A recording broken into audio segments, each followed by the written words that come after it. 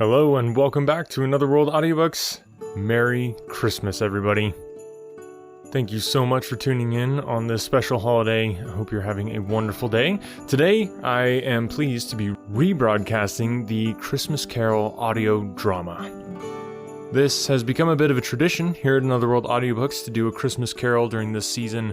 I never get tired of it. I love the story. It brings back so many good memories, and this audio drama just steals the show, in my humble opinion. If you haven't listened to the audio drama before, you are in for a real treat. If you have listened to it before, you know how awesome it is, and I know that you're going to enjoy it here this year as well. Remember, there is the just audiobook version of it, so if you prefer the audiobook version of A Christmas Carol, you can get that here on the podcast in the backlist as well, or you can go to anotherworldaudiobooks.com, and you can even request a free audiobook, and I'd be happy to send that one to you.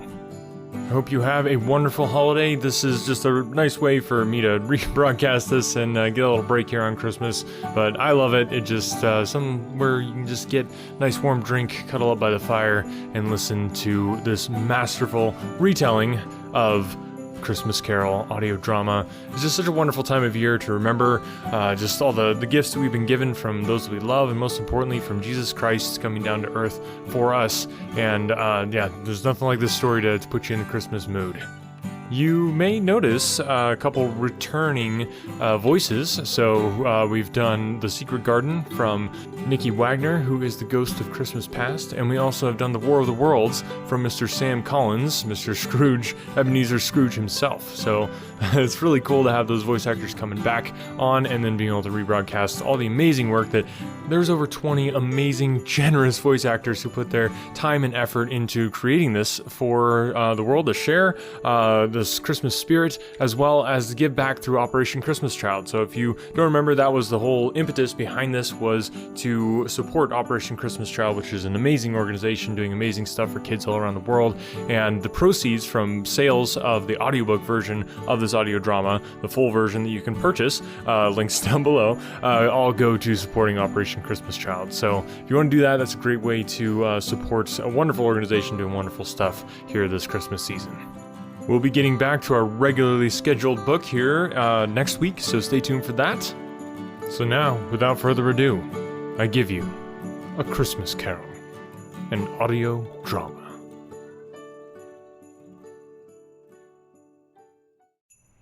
I have endeavoured in this ghostly little book to raise the ghost of an idea, which shall not put my readers out of humour with themselves, with each other, with the season, or with me. May it haunt their houses pleasantly, and no one wish to lay it. Their faithful friend and servant, Charles Dickens. December 1843.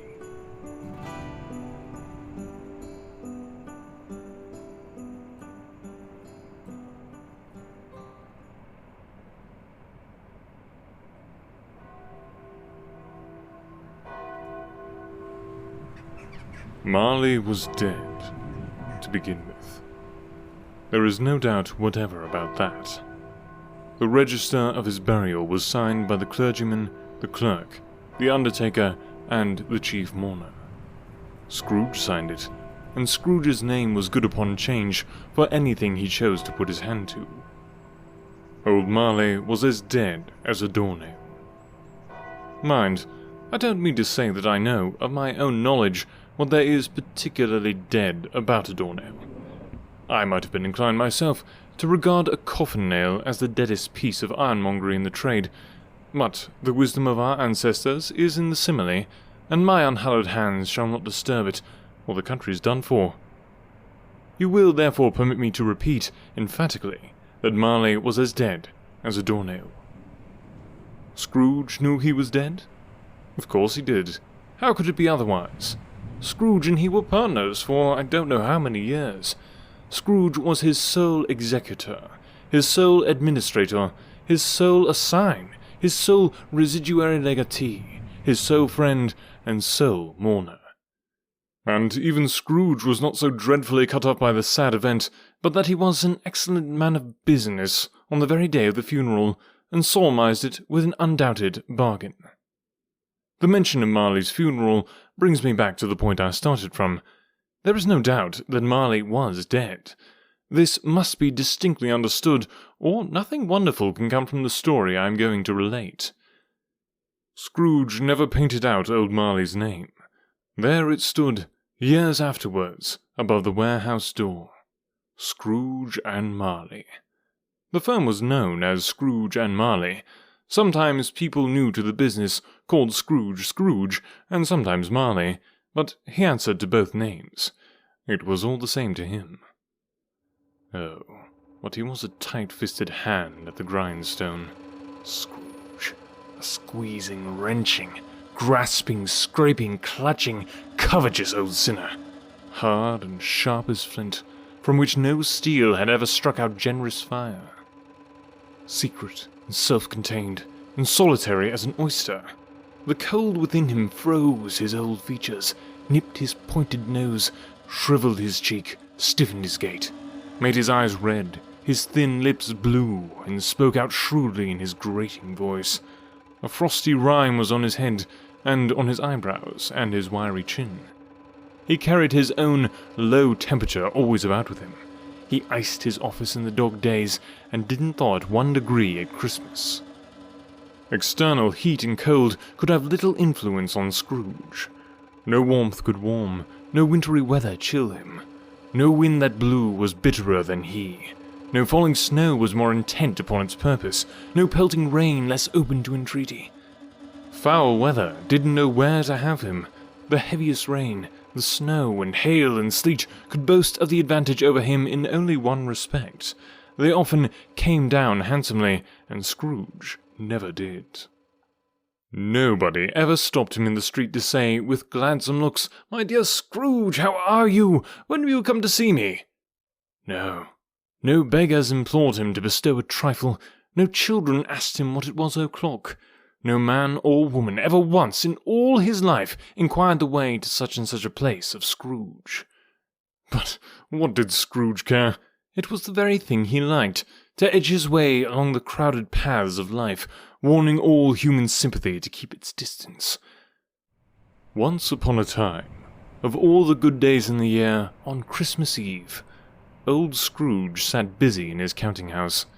It was cold, bleak, biting weather, foggy withal, and he could hear the people in the court outside go wheezing up and down, beating their hands upon their breasts and stamping their feet upon the pavement stones to warm them. The city clocks had only just got to 3, but it was quite dark already, and it had not been light all day. The candles were flaring in the windows of the neighbouring offices like ruddy smears upon the palpable brown air. The fog came pouring in at every chink and keyhole, and was so dense without that, although the court was of the narrowest, the houses opposite were mere phantoms. To see the dingy cloud come dropping down, obscuring everything, one might have thought that nature lived hard by and was brewing on a large scale. The door of Scrooge's counting-house was open that he might keep his eye upon his clerk, who, in a dismal little cell beyond, a sort of tank, was copying letters. Scrooge had a very small fire, but the clerk's fire was so very much smaller that it looked like one coal. But he couldn't replenish it, for Scrooge kept the coal-box in his own room, and so surely as the clerk came in with the shovel, the master predicted that it would be necessary for them to part. Wherefore the clerk put on his white comforter and tried to warm himself at the candle, in which effort, not being a man of strong imagination, he failed. A Merry Christmas, Uncle. God save you. Ah, humbug. Christmas a humbug, Uncle. You don't mean that, I'm sure. I do. Merry Christmas. What right have you to be merry? What reason have you to be merry? You're poor enough. Come then, what right have you to be dismal? What reason have you to be morose? You're rich enough. Bah, humbug. Don't be cross, Uncle. What else can I be when I live in such a world of fools as this?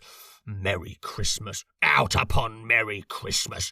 What's Christmas time to you but a time for paying bills without money? A time for finding yourself a year older but not an hour richer? A time for balancing your books and having every item in 'em for a round dozen of months presented, dead against you? Oh, if I could work my will, Every idiot who goes about with Merry Christmas on his lips should be boiled with his own pudding and buried with a stake of holly through his heart. He should. Uncle! Nephew, keep Christmas in your own way and let me keep it in mine. Keep it, but you don't keep it. Let me leave it alone then. Much good may it do you. Much good it has ever done you. There are many things from which I might have derived good, by which I have not profited, I dare say, Christmas among the rest. But I am sure I've always thought of Christmas time when it has come around, apart from the veneration due to its sacred name and origin, if anything belonging to it can be apart from that, as a good time. A kind, forgiving, charitable, pleasant time. The only time I know of in the long calendar of the year where men and women seem by one consent to open their shut-up hearts freely, and to think of people below them as if they really were fellow passengers to the grave, and not another race of creatures bound on other journeys. And therefore, uncle, though it has never put a scrap of gold or silver in my pocket, I believe that it has done me good, and will do me good, and I say, God bless it. Hear, hear. Let me hear another sound from you, and you'll keep your Christmas by losing your situation. You're quite a powerful speaker, sir. I wonder you don't go into Parliament. Don't be angry, uncle. Come, dine with us tomorrow. Dine with you tomorrow? You'll be seeing me in hell first. But why? Why? Why did you get married? Well, because I fell in love. Because you fell in love. Good afternoon. Nay, uncle, but you never came to see me before that happened. Why give it a reason for not coming now? Good afternoon. I want nothing from you. I ask nothing of you. Why cannot we be friends? Good afternoon. I am sorry with all my heart to find you so resolute. We have never had any quarrel to which I have been a party. But I have made the trial an homage to Christmas, and I'll keep my Christmas humour to the last. So a Merry Christmas, Uncle. Good afternoon. And a Happy New Year. Good afternoon. Merry Christmas indeed, the insolent little wretch. A Merry Christmas to you, Bob. How fares your family? And the same to you. My family as well. Thank you much. There's another fellow, my clerk, with 15 shillings a week and a wife and family, talking about a Merry Christmas. I'll retire to Bedlam. And a Merry Christmas to you, gentlemen. Please, come in. A mite warmer in here, I dare say. Good day. Do come in. Mr. Scrooge is right through that door, sirs. Why, thank you. Good day. Scrooge and Marley's, I believe. Please allow me to introduce my colleague, Mr. Walpole. A pleasure, sir. And myself, Mr. Poole. Have I the pleasure of addressing Mr. Scrooge or Mr. Marley? Mr. Marley has been dead these 7 years. He died 7 years ago this very night. Oh, my sincere condolences for your loss. We have no doubt his liberality is well represented by his surviving partner. Liberality. Not interested. At this festive season of the year, Mr. Scrooge, it is more than usually desirable that we should make some slight provision for the poor and destitute, who suffer greatly at the present time. Many thousands are in want of common necessaries. Hundreds of thousands are in want of common comforts, sir. Are there no prisons? Plenty of prisons. And the union workhouses? Are they still in operation? They are. Still, I wish I could say they were not. The treadmill and the poor law are in full vigour, then? Both very busy, sir. Oh! I was afraid, from what you said at first, that something had occurred to stop them in their useful course. I'm very glad to hear it. Under the impression that they scarcely furnish Christian cheer of mind or body to the multitude, a few of us are endeavouring to raise a fund to buy the poor some meat and drink and means of warmth. We chose this time because it is a time, of all others, when want is keenly felt, and abundance rejoices. What shall I put you down for? Nothing. You wish to be anonymous? I wish to be left alone. Since you ask me what I wish, gentlemen, that is my answer. I don't make merry myself at Christmas, and I can't afford to make idle people merry. I help to support the establishments I have mentioned. They cost enough, and those who are badly off must go there.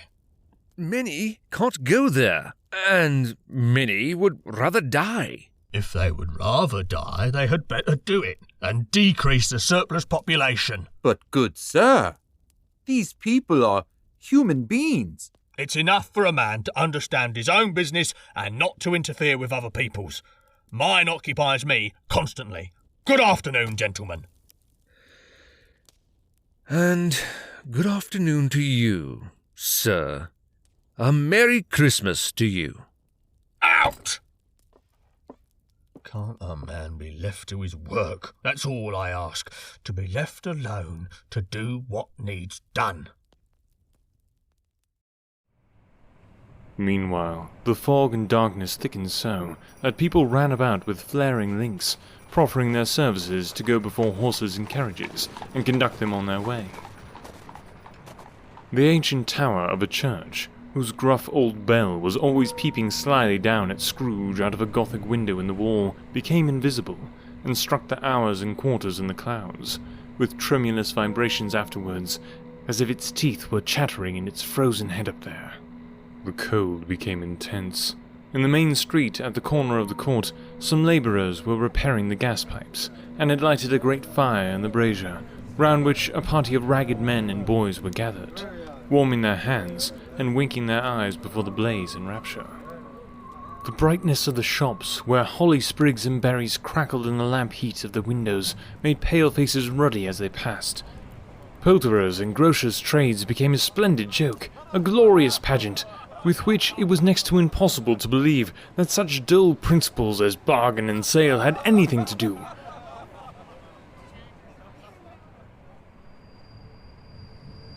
Foggier yet, and colder, piercing, searching, biting cold. It stung the eyes and nipped at the nose. The owner of one scant young nose, gnawed and mumbled by the hungry coal as bones are gnawed by dogs, stooped down at Scrooge's keyhole to regale him with a Christmas carol. God rest ye merry gentlemen, let nothing you dismay. Remember Christ our Saviour was born on Christmas Day, to save us all from... Stop that racket! Off with you!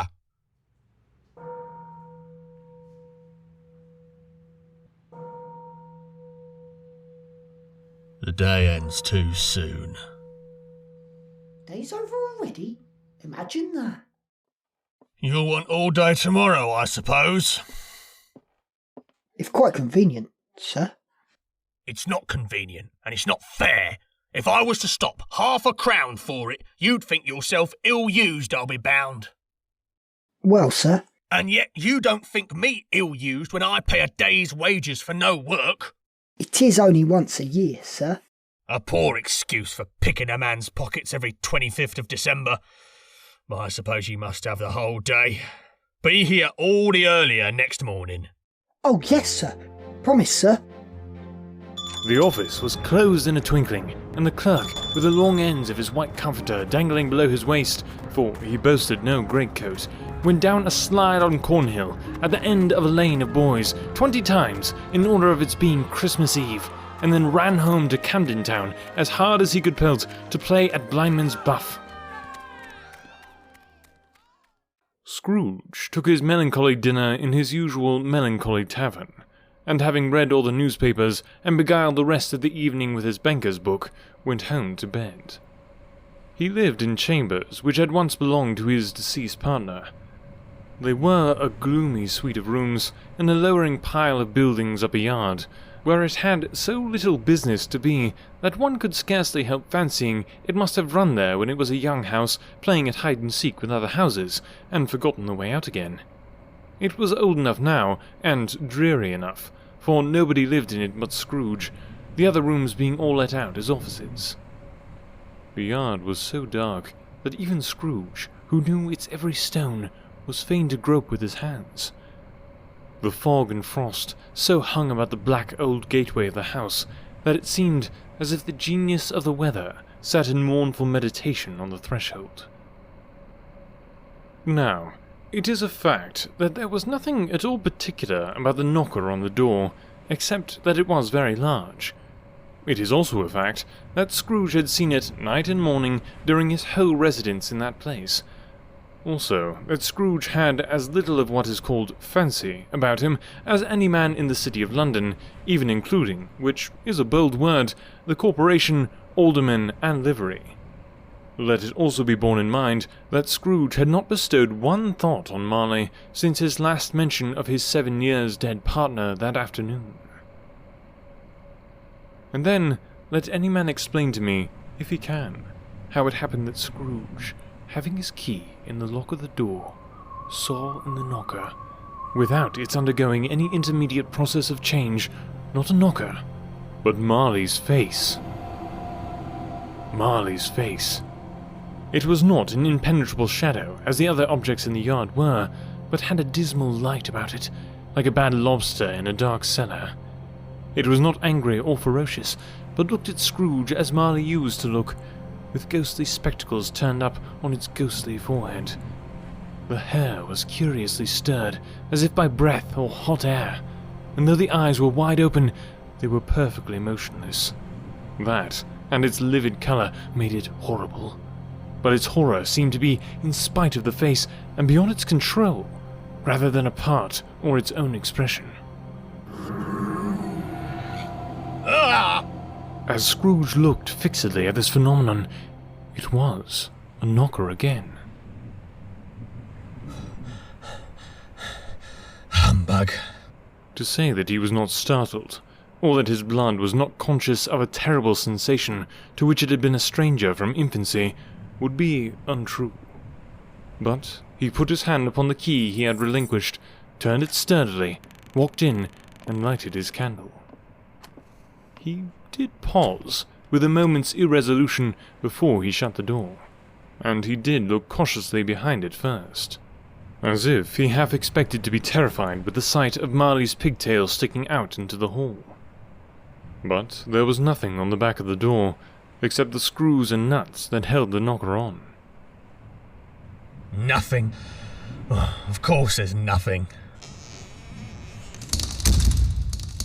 The sound resounded through the house like thunder. Every room above, and every cask in the wine merchant's cellar below, appeared to have a separate peal of echoes of its own. Scrooge was not a man to be frightened by echoes.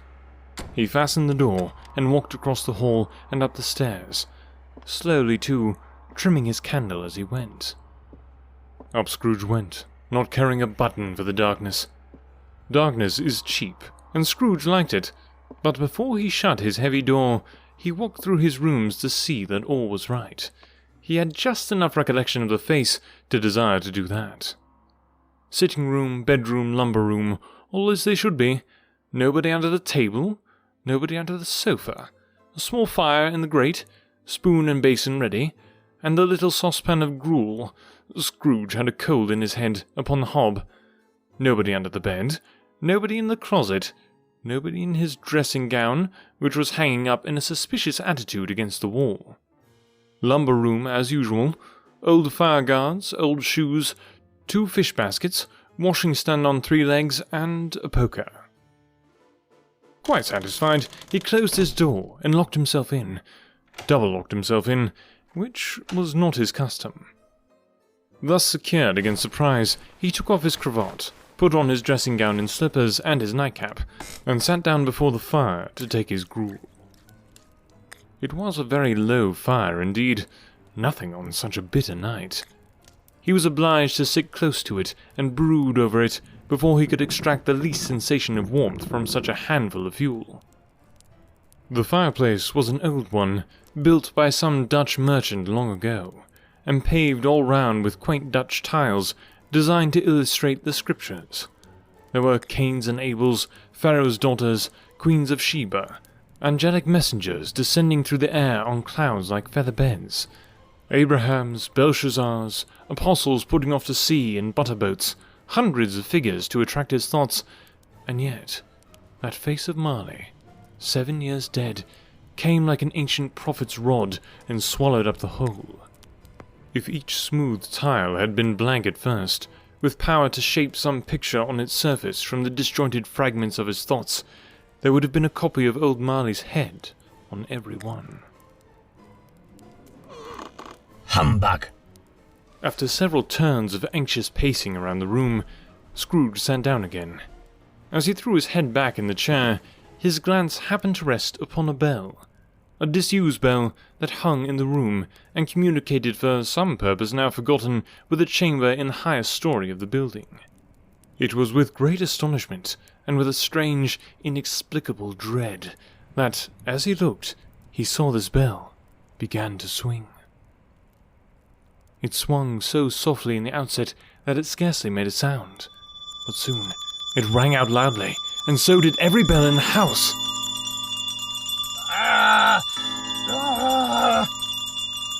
This might have lasted half a minute, or a minute, but it seemed like an hour. The bells ceased as they had begun, together. They were succeeded by a clanking noise, deep down below, as if some person were dragging a heavy chain over the casks in the wine merchant's cellar. Scrooge then remembered to have heard that ghosts in haunted houses were described as dragging chains. The cellar door flew open with a booming sound, and then he heard the noise much louder on the floors below, then coming up the stairs, then coming straight towards his door. It's humbug still. I won't believe it. His colour changed, though, when, without a pause, a ghostly apparition came on through the heavy door and passed into the room before his eyes.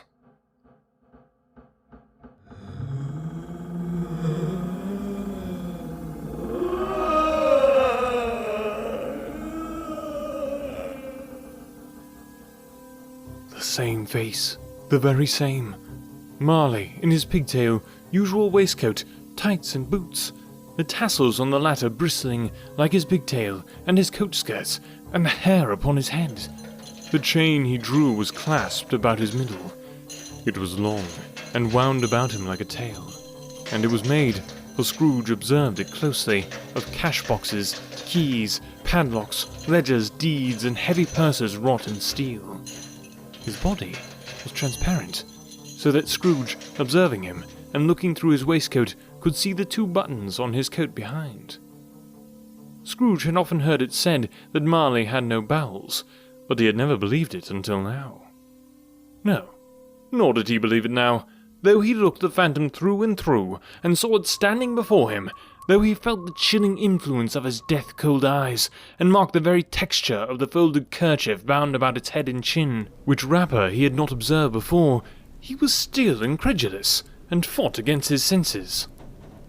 How now? What do you want with me? Much. Who are you? Ask me who I was. Who were you, then? You're particular for a shade. In life, I was your partner, Jacob Marley. Can you sit down? I can. Do it then. You don't believe in me. I don't. What evidence would you have of my reality beyond that of your senses? I don't know.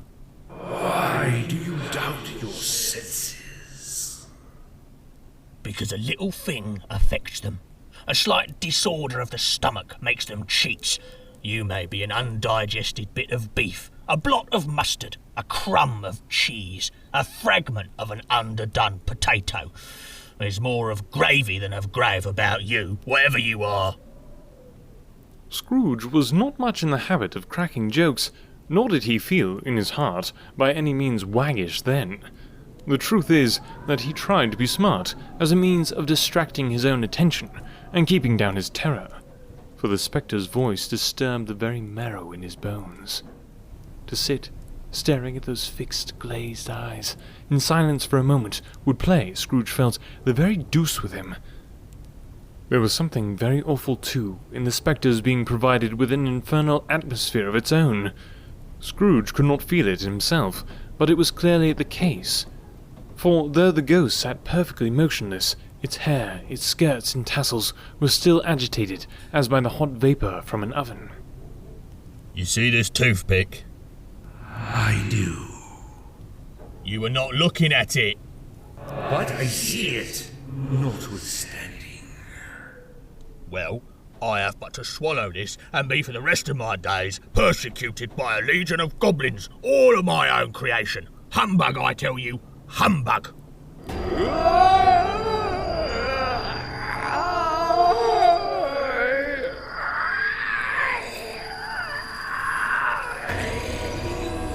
Mercy! Dreadful apparition, why do you trouble me? Man of the worldly mind, do you believe in me or not?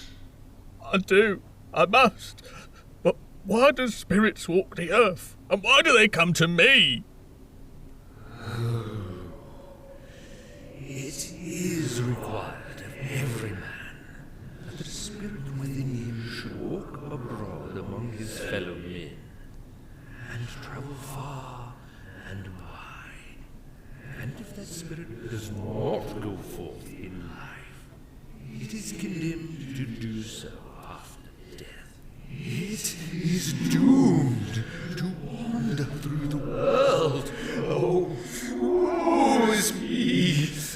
And witness what it cannot share, but might have shared on earth, and turned to happiness.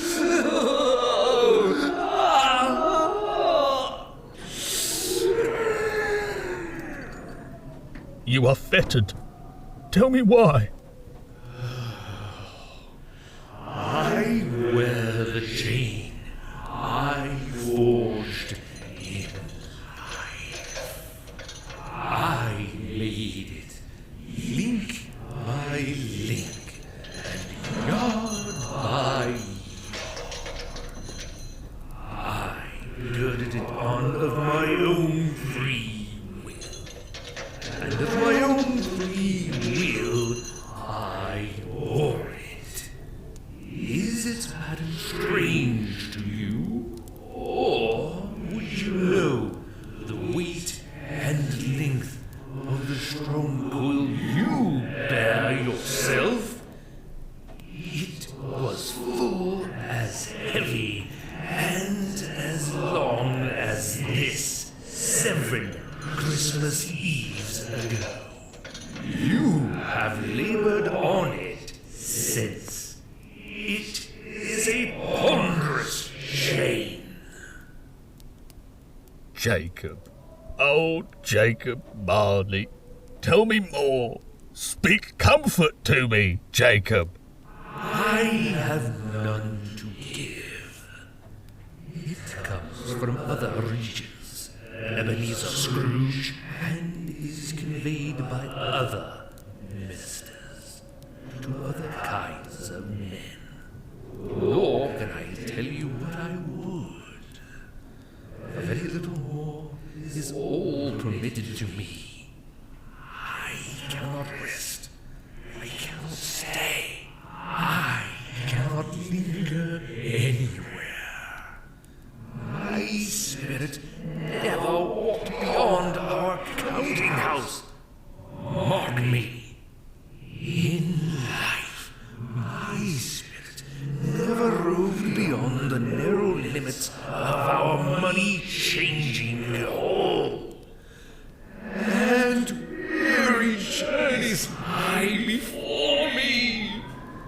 You must have been very slow about it, Jacob. 7 years dead and travelling all the time.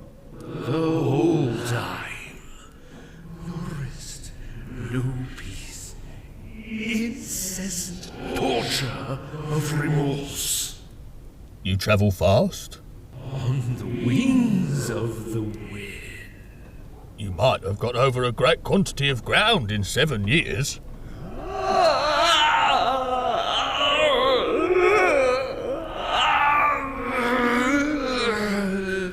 Oh, captive, bound, and double-ironed, not to know that ages of incessant labour by immortal creatures, for this earth must pass into eternity before the good of which it is susceptible is all developed.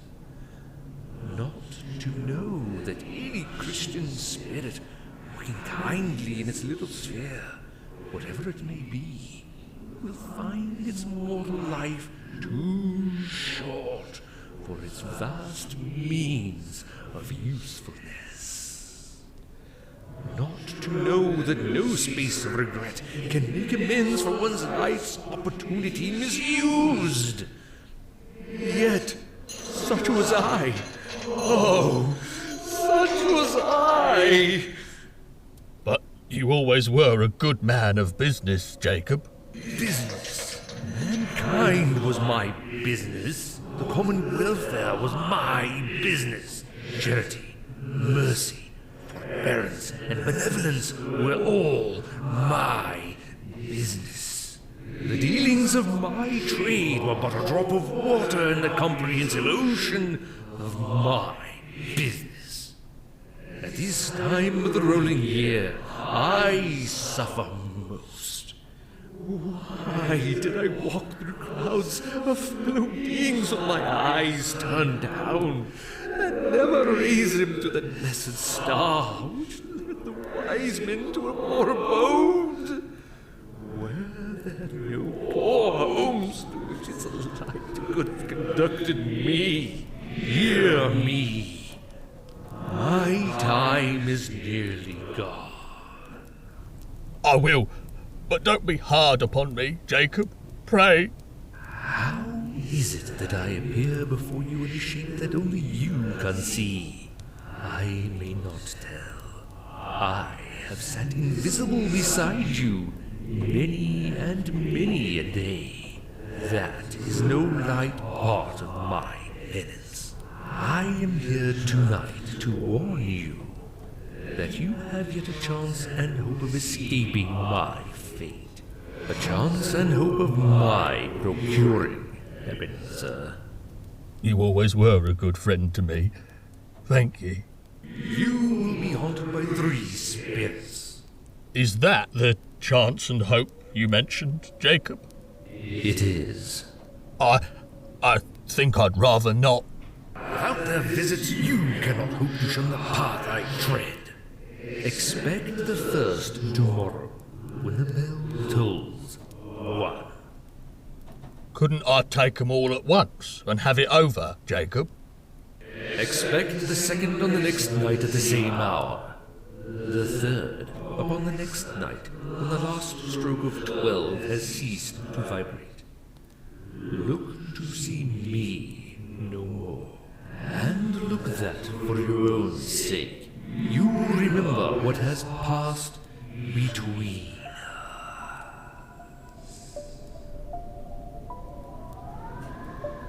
Scrooge ventured to raise his eyes again, and found his supernatural visitor confronting him in an erect attitude, with its chains wound over and about its arm. The apparition walked backwards from him, and at every step it took, the window raised itself a little, so that when the spectre reached it, it was wide open. It beckoned Scrooge to approach, which he did. When they were within 2 paces of each other, Marley's ghost held up its hand, warning him to come no nearer. Scrooge stopped, not so much in obedience as in surprise and fear, for on the raising of the hand he became sensible of confused noises in the air, incoherent sounds of lamentation and regret, wailings inexpressibly sorrowful and self-accusatory. The spectre, after listening for a moment, joined in the mournful dirge and floated out upon the bleak, dark night. Scrooge followed to the window, desperate in his curiosity. He looked out. The air was filled with phantoms, wandering hither and thither in restless haste and moaning as they went. Every one of them wore chains like Marley's ghost. Some few, they might be guilty governments, were linked together. None were free. Many had been personally known to Scrooge in their lives. He had been quite familiar with one old ghost in a white waistcoat with a monstrous iron safe attached to its ankle, who cried piteously at being unable to assist a wretched woman with an infant, whom it saw below upon a doorstep. The misery with them all was, clearly, that they sought to interfere for good in human matters, and had lost the power forever. Whether these creatures faded into mist, or mist enshrouded them, he could not tell, but they and their spirit voices faded together, and the night became as it had been when he walked home. Scrooge closed the window, and examined the door by which the ghost had entered. It was double-locked, as he had locked it with his own hands, and the bolts were undisturbed.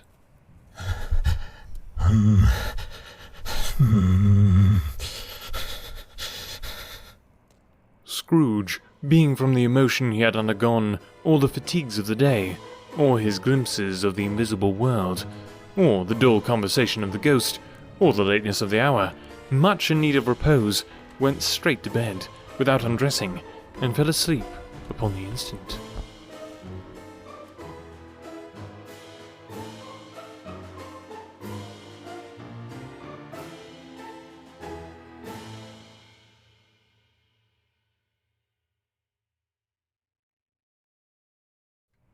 When Scrooge awoke, it was so dark that looking out of bed, he could scarcely distinguish the transparent window of the opaque walls of his chamber. He was endeavouring to pierce the darkness with his ferret eyes, when the chimes of a neighbouring church struck the 4 quarters. So he listened for the hour. To his great astonishment, the heavy bell went from 6 to 7, and from 7 to 8, and regularly up to 12, then stopped. 12. It was past 2 when he went to bed. The clock was wrong. An icicle must have gotten the works. 12. Why, it isn't possible that I can have slept through a whole day and far into another night. It isn't possible that anything has happened to the sun and this is 12 at noon. The idea being an alarming one, he scrambled out of bed and groped his way to the window. He was obliged to rub the frost off with the sleeve of his dressing gown before he could see anything, and could see very little then. All he could make out was that it was still very foggy and extremely cold, and that there was no noise of people running to and fro, and making a great stir, as there unquestionably would have been if night had beaten off bright day and taken possession of the world. This was a great relief to Scrooge's confused mind.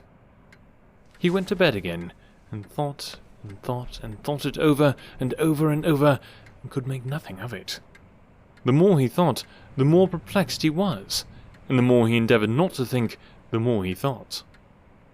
Marley's ghost bothered him exceedingly.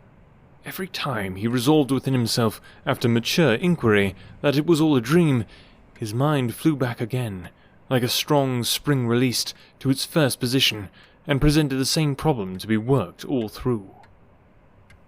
Was it a dream, or not? Scrooge lay in this state until the chimes had gone 3 quarters more, when he remembered of a sudden that the ghost had warned him of a visitation when the bell tolled 1. He resolved to lie awake until the hour was past, and considering that he could no more go to sleep than go to heaven, this was perhaps the wisest resolution in his power. The quarter was so long that he was once more convinced he must have sunk into a doze unconsciously and missed the clock. At length it broke upon his listening ear. 1/4 past.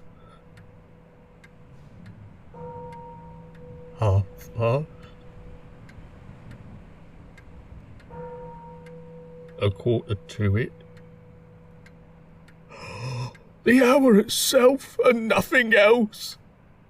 He spoke before the hour bell sounded, which it now did with the deep, dull, hollow, melancholy 1.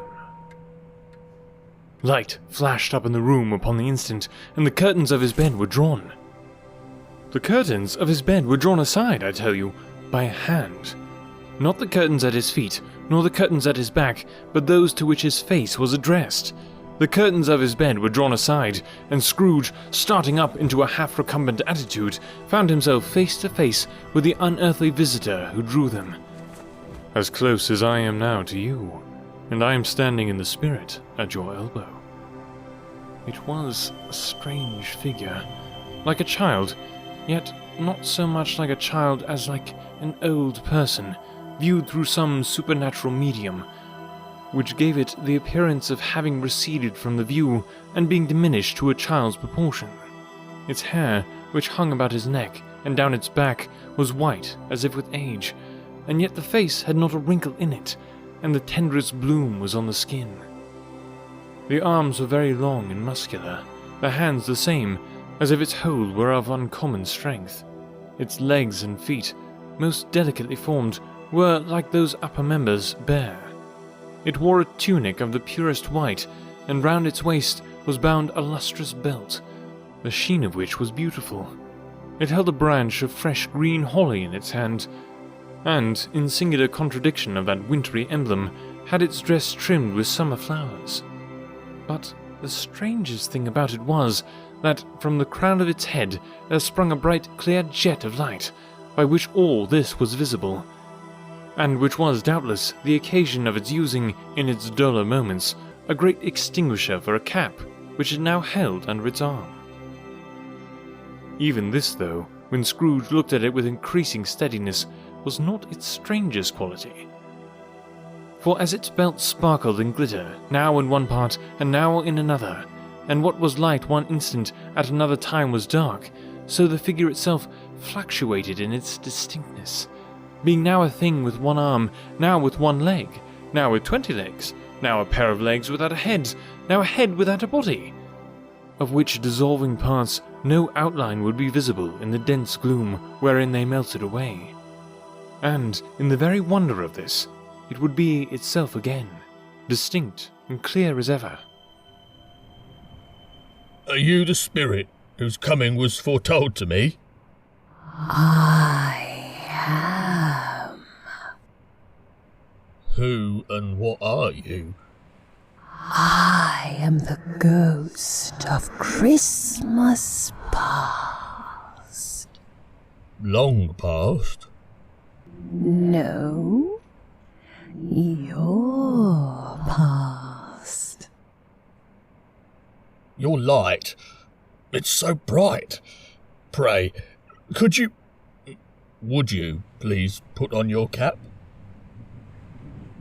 What? Would you so soon put out with worldly hands the light I give? Is it not enough that you are one of those whose passions made this cap, and forced me through whole trains of years to wear it low upon my brow? Oh, I meant no offence. I profess I never had any knowledge of wilfully bonneting you, spirit, at any period of my life. Might I make bold to inquire what business brought you here? Your welfare. Ah, I see. Well, I am much obliged, but I can't help thinking that a night of unbroken rest would have been much more conducive to that end. Your reclamation, then. Take heed. Rise and walk with me. But, spirit, the weather, the hour, this night is not adapted to pedestrian purposes. My bed is warm. The thermometer's way below freezing. I'm merely attired in my slippers, dressing gown, and nightcap. I have a cold upon me, and... Come to the window. But I'm mortal, and liable to fall. Bear but a touch of my hand there, and you shall be upheld in more than this. Good heaven, where am... But how...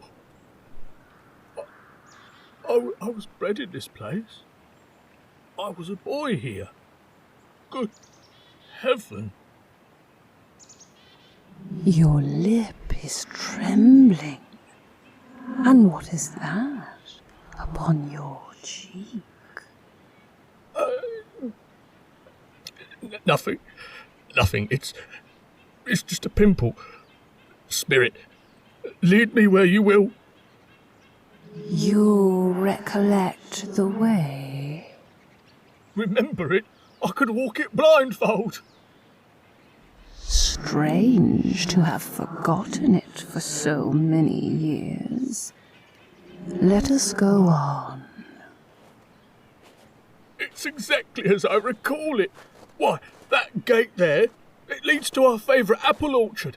And that tree over yonder, that's the tree that we would climb to catch a view if we was coming down the road. And there, that post, was a post. Why, it can't be. That's Albie Simpson and Nathaniel Austin and Stanley Howard. Boys, it's old Ebenezer. These are but shadows of the things that have been. They have no consciousness of us. The school is not quite deserted. A solitary child, neglected by his friends, is left there still. Yes, I know it. Look, Scrooge. The boy sits, lonely by the feeble fire, a book his only companion. You know him, do you not? Know him? He is me. Poor boy. All alone. Poor boy. But you weren't all alone, were you, Scrooge? Your books kept you company. Look. Why, it's Ali Baba. It's dear old honest Ali Baba. Yes, I know. One Christmas time, when yonder solitary child was left here all alone, he did come for the first time, just like that. Poor boy. And Valentine and his wild brother, Orson. There they go. What was his name? It was put down in his drawers, asleep, at the gate of Damascus. Don't you see him?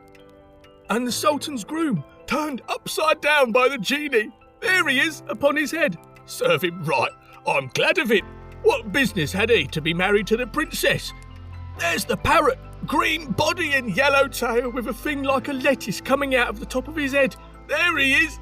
Poor Robin Crusoe, he called him when he came home again after sailing round the island. Poor Robin Crusoe. Where have you been, Robin Crusoe? The man thought he was dreaming, but he wasn't. It was the parrot, you know. There goes Friday, running for his life to the little creek. Poor boy. I wish... But it's too late now. What is the matter? Nothing. There was a girl singing a Christmas carol at my door last night. I should like to have given her something. That's all. Let us see another Christmas.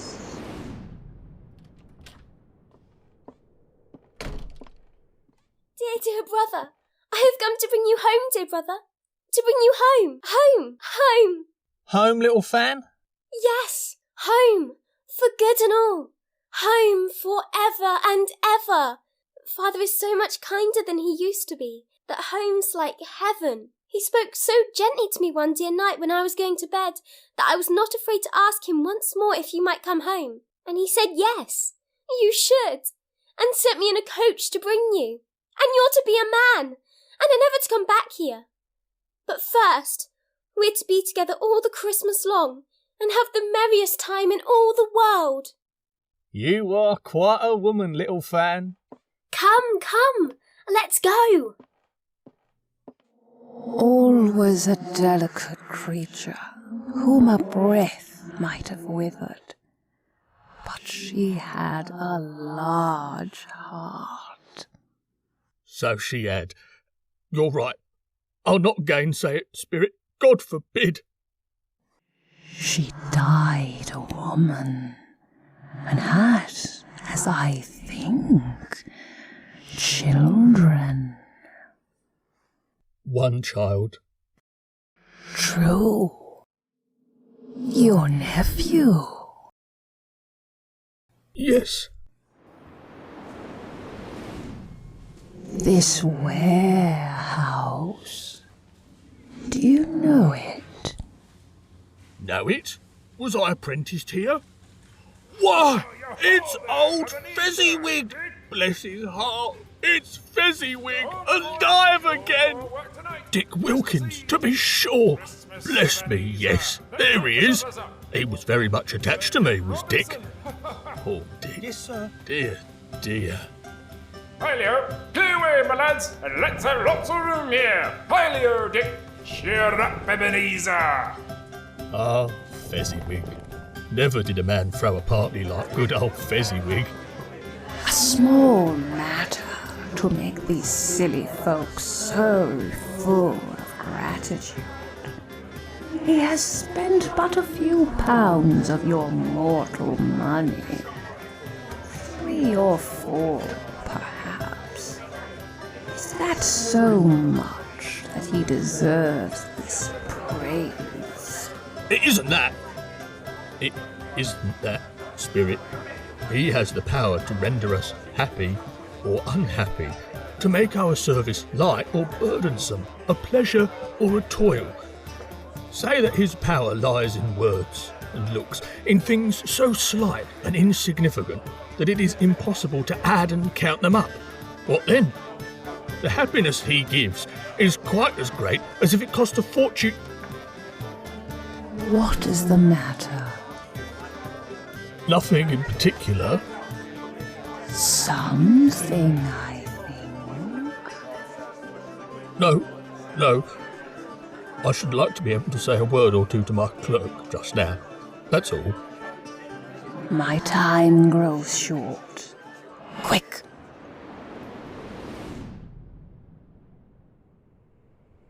It matters little to you, very little. Another idol has displaced me. And if it can cheer and comfort you in time to come, as I would have tried to do, I have no just cause to grieve. What idol has displaced you? A golden one. This is the even-handed dealing of the world. There is nothing on which it is so hard as poverty, and there is nothing it professes to condemn with such severity as the pursuit of wealth. You fear the world too much. All your other hopes have merged into the hope of being beyond the chance of its sordid reproach. I have seen your nobler aspirations fall off one by one, until the master passion, gain, engrosses you. Have I not? What then? Even if I have grown so much wiser, what then? I am not changed towards you. Am I? Our contract is an old one. It was made when we were both poor and content to be so, until, in good season, we could improve our worldly fortune by our patient industry. You are changed. When it was made, you were another man. I was a boy. Your own feeling tells you that you were not what you are. I am. That which promised happiness when we were one in heart is fraught with misery now that we are two. How often and how keenly I have thought of this, I will not say. It is enough that I have thought of it and can release you. Have I ever sought release? In words? No. Never. In what then? In a changed nature, in an altered spirit, in another atmosphere of life. Another hope as its great end. In everything that made my love of any worth or value in your sight. If this had never been between us, tell me, would you seek me out and try to win me now? No. You think not? I would gladly think otherwise if I could, heaven knows. When I have learned a truth like this, I know how strong and irresistible it must be. But if you were free today, tomorrow, yesterday, can even I believe that you would choose a dowerless girl? You who, in your very confidence with her, weigh everything by gain, or choosing her, if for a moment you were false enough to your one guiding principle to do so, do I not know that your repentance and regret would surely follow? I do. And I release you with a full heart for the love of him you once were. You may, the memory of what is past half makes me hope you will, have pain in this, a very, very brief time, and you will dismiss the recollection of it gladly as an unfortunate dream from which it happened well that you awoke. May you be happy in the life you have chosen. Spirit, show me no more. Conduct me home. Why do you delight to torture me? One shadow more. No more! No more! I don't wish to see it. Show me no more! Merry Christmas! And I've got presents for all of you. Now upstairs with all of you. I need to give your mother a Christmas kiss. Bill, I saw an old friend of yours this afternoon. Who was it? Guess. How can I? Don't I know? Mr. Scrooge. Mr. Scrooge it was. I passed his office window, and as it was not shut up and he had a candle inside, I could scarcely help seeing him. His partner lies upon the point of death, I hear. And there he sat alone. Quite alone in the world, I do believe. Spirit, remove me from this place. I told you these were shadows of the things that have been, that they are what they are. Do not blame me. Remove me. I cannot bear it. Leave me. Take me back. Haunt me no longer.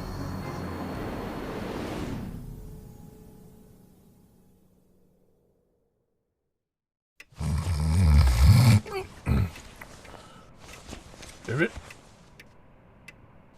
Spirit? Scrooge, come, enter. A light shone through Scrooge's door. It was not a light he recognized. It was brighter, more cheery than any his dull apartment had ever known. Slowly drawing the door open, Scrooge peered in, seeking the voice that had called him. On the other side, Scrooge saw his own room. There was no doubt about that, but it had undergone a surprising transformation. The walls and ceilings were so hung with living green that it looked a perfect grove, from every part of which bright gleaming berries glistened. The crisp leaves of holly, mistletoe, and ivy reflected back the light, as if so many little mirrors had been scattered there. And such a mighty blaze went roaring up the chimney, as that dull petrification of a hearth had ever known in Scrooge's time, or Marley's, or for many, many a winter season gone. Heaped up on the floor, to form a kind of throne, were turkeys, geese, game, poultry, brawn, great joints of meat, sucking pigs, long wreaths of sausages, mince pies, plum puddings, barrels of oysters, red-hot chestnuts, cherry-cheeked apples, juicy oranges, luscious pears, immense twelfth cakes, and seething bowls of punch that made the chamber dim with their delicious steam. In easy state upon this couch there sat a jolly giant, glorious to see, who bore a glowing torch in a shape not unlike Plenty's horn, and held it up, high up, to shed its light on Scrooge as he came peeping round the door. Come in, and know me better, man. I am the ghost of Christmas present. Look upon me. Scrooge reverently did so. It was clothed in one simple green robe or mantle, bordered with white fur. This garment hung so loosely on the figure that its capacious breast was bare, as if disdaining to be warded or concealed by any artifice. Its feet, observable beneath the ample folds of the garment, were also bare, and on its head it wore no other covering than a holly wreath, set here and there with shining icicles. Its dark brown curls were long and free as its genial face, its sparkling eye, its open hand, its cheery voice, its unconstrained demeanor, and its joyful air. Girded round its middle was an antique scabbard, but no sword was in it, and the ancient sheath was eaten up with rust. You have never seen the like of me before. Never? I've never walked forth with the younger members of my family. Meaning, for I am very young, my elder brothers born in these later years. I don't think I have. I'm afraid I have not. Have you many brothers, Spirit? More than 1,800. A tremendous family to provide for. Spirit, conduct me where you will. I went forth last night on compulsion, and I learnt a lesson which is working now. Tonight, if you have aught to teach me, let me profit by it. Aha! Touch my robe. Scrooge did as he was told, and held it fast. Holly, mistletoe, red berries, ivy, turkeys, geese, game, poultry, brawn, meat, pigs, sausages, oysters, pies, puddings, fruit, and punch all vanished instantly. So did the room, the fire, the ruddy glow, the hour of night, and they stood in the city streets on Christmas morning, where, for the weather was severe, the people made a rough but brisk and not unpleasant kind of music in scraping the snow from the pavement in front of their dwellings, and from the tops of their houses, whence it was mad delight to the boys to see it come plumping down into the road below and splitting into artificial little snowstorms. The house fronts looked black enough, and the windows blacker, contrasting with the smooth white sheet of snow upon the roofs, and with the dirtier snow upon the ground, which last deposits had been ploughed up in deep furrows by the heavy wheels of carts and wagons. Furrows that crossed and recrossed each other hundreds of times, where the great streets branched off and made intricate channels, hard to trace in the thick yellow mud and icy water. The sky was gloomy, and the shortest streets were choked up in a dingy mist, half thawed, half frozen, whose heavier particles descended in showers of sooty atoms, as if all the chimneys in Great Britain had, by one consent, caught fire and were blazing away to their dear heart's content. There was nothing very cheerful in the climate or the town, and yet there was an air of cheerfulness abroad that the clearest summer air and brightest summer sun might have endeavoured to diffuse in vain. For the people who were shovelling away on the housetops were jovial and full of glee, calling out to one another from the parapets, and now and then exchanging a facetious snowball. Better-natured missiles far than many a wordy jest, laughing heartily if it went right, and not less heartily if it went wrong. The poulterer's shop was still half open, and the fruiterers were radiant in their glory. There were great, round, pot-bellied baskets of chestnuts, shaped like waistcoats of jolly old gentlemen, lolling at the doors and tumbling out into the streets in their apoplectic opulence. There were ruddy, brown-faced, broad-girthed Spanish friars, and winking from their shelves in wanton slyness at the girls as they went by, and glanced demurely at the hung-up mistletoe. There were pears and apples, clustered high in blooming pyramids. There were bunches of grapes, made in the shopkeeper's benevolence to dangle from conspicuous hooks, that people's mouths might water as they passed. There were piles of filberts, mossy and brown, recalling in their fragrance ancient walks among the woods, and pleasant shufflings ankle-deep through withered leaves.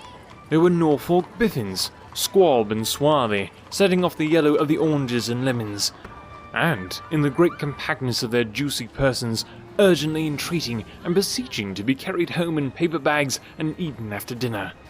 The very gold and silver fish set forth among these choice fruits in a bowl, though members of a dull and stagnant-blooded race, appeared to know that there was something going on, and, to a fish, went gasping round and round their little world in slow and passionless excitement. The grocers! Oh, the grocers! Nearly closed, with perhaps 2 shutters down, or 1. But through those gaps, such glimpses. It was not alone that the scales descending on the counter made a merry sound, or that the twine and roller parted company so briskly, or that the canisters were rattled up and down like juggling tricks, or even that the blended scents of tea and coffee were so grateful to the nose, or even that the raisins were so plentiful and rare, the almonds so extremely white, the sticks of cinnamon so long and straight, the other spices so delicious, the candied fruit so caked and spotted with molten sugar as to make the coldest lookers-on feel faint and subsequently bilious. Nor was it that the figs were moist and pulpy, or that the French plums blushed in modest tartness from their highly decorated boxes, or that everything was good to eat and in its Christmas dress. But the customers were all so hurried and so eager in the hopeful promise of the day that they tumbled up against each other at the door, clashing their wicker baskets wildly, and left their purchases upon the counter, and came running back to fetch them, and committed hundreds of the like mistakes in the best humour possible, while the grocer and his people were so frank and fresh that the polished hearts with which they fastened their aprons behind might have been their own, worn outside for general inspection, and for the Christmas doors to peck at if they chose. But soon the steeples called good people all to church and chapel, and away they came, flocking through the streets in their best clothes and with their gayest faces. And at the same time there emerged from scores of by-streets, lanes, and nameless turnings innumerable people, carrying their dinners to the bakers' shops. The sight of these poor revellers appeared to interest the spirit very much, for he stood with Scrooge beside him in a baker's doorway, and taking off the covers as the bearers passed, sprinkled incense on their dinners from his torch. And it was a very uncommon kind of torch, for once or twice, when there were angry words between some dinner carriers who had jostled each other, he shed a few drops of water on them from it, and their good humour was restored directly. For, they said, it was a shame to quarrel upon Christmas Day, and so it was, God love it, so it was. In time the bells ceased, and the bakers were shut up, and yet there was a genial shadowing forth of all these dinners, and the progress of their cooking in the thawed blotch of wet above each baker's oven, where the pavement smoked as if its stones were cooking too. Is there a peculiar flavour in what you sprinkle from your torch? Aye, there is. My own. Would it apply to any kind of dinner on this day? To any kindly given. To a poor one, most. Why to a poor one most? Because it needs it most. Spirit, I wonder you, of all the beings in the many worlds about us, should desire to cramp these people's opportunities of innocent enjoyment. What is that you say? You would deprive them of their means of dining every 7th day, often the only day on which they can be said to dine at all, wouldn't you? You seek to close these places on the 7th day, and it comes to the same thing.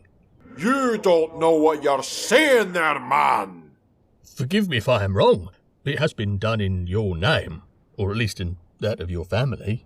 Aye. There are some upon this earth of yours who lay claim to know us, and who do their deeds of passion, pride, ill will, hatred, envy, bigotry, and selfishness in our name. who are estranged to us and all our kith and kin, as if they had never laid. Remember that, and charge their doings on themselves, not us. Very well. I will. They went on, invisible as they had been before, into the suburbs of the town. It was a remarkable quality of the ghost, which Scrooge had observed at the baker's, that, notwithstanding his gigantic size, he could accommodate himself to any place with ease, and that he stood beneath a low roof quite as gracefully and like a supernatural creature as it was possible he could have done in any lofty hall. And perhaps it was the pleasure the good spirit had in showing off this power of his, or else it was his own kind, generous, hearty nature, and his sympathy with all poor men, that led him straight to Scrooge's clerk. For there he went, and took Scrooge with him, holding to his robe, and on the threshold of the door the spirit smiled, and stopped to bless Bob Cratchit's dwelling with the sprinkling of his torch. Think of that! Bob had but 15 bob a week himself. He pocketed on Saturdays but 15 copies of his Christian name, and yet the ghost of Christmas present blessed his 4-roomed house. Then rose up Mrs. Cratchit, Cratchit's wife, dressed out but poorly in a twice-turned gown, but brave in ribbons, which are cheap and made a goodly show for 6 pence, and she laid the cloth, assisted by Belinda Cratchit, second of her daughters, also brave in ribbons, while Master Peter Cratchit plunged a fork into the saucepan of potatoes, and, getting the corners of his monstrous shirt-collar, Bob's private property, conferred upon his son and heir in honour of the day, into his mouth, rejoiced to find himself so gallantly attired, and yearned to show his linen in the fashionable parks. And now 2 smaller Cratchits, boy and girl, came tearing in, screaming that outside the baker's they had smelt the goose, and known it for their own. And basking in luxurious thoughts of sage and onion, these young Cratchits danced about the table, and exalted Master Peter Cratchit to the skies, while he, not proud, although his collars nearly choked him, blew the fire, until the slow potatoes bubbling up knocked loudly at the saucepan lid to be let out and peeled. Whatever has got your precious father, then? And your brother Tiny Tim? And Martha weren't as late last Christmas Day by half an hour? Here's Martha, Mother. Here's Martha, Mother. Hurrah! There's such a goose, Martha! Why, bless your heart alive, my dear, how late you are. We'd a deal of work to finish up last night, and had to clear away this morning, Mother. Well, never mind. So long as you are come, sit ye down before the fire, my dear, and have a warm, Lord bless ye. No, there's Father coming. Oh, hide, Martha, hide! Why, where's Martha? Not coming. Not coming? Not coming upon Christmas Day? Here I am, Father. Martha! And how did little Tim behave? As good as gold. And better. Somehow he gets thoughtful sitting by himself so much, and thinks the strangest things you ever heard. He told me, coming home, that he hoped that people saw him in the church, because he was a cripple, and it might be pleasant for them to remember upon Christmas Day who made lame beggars walk and blind men see. His active little crutch was heard upon the floor, and back came Tiny Tim before another word was spoken, escorted by his brother and sister to his stool before the fire.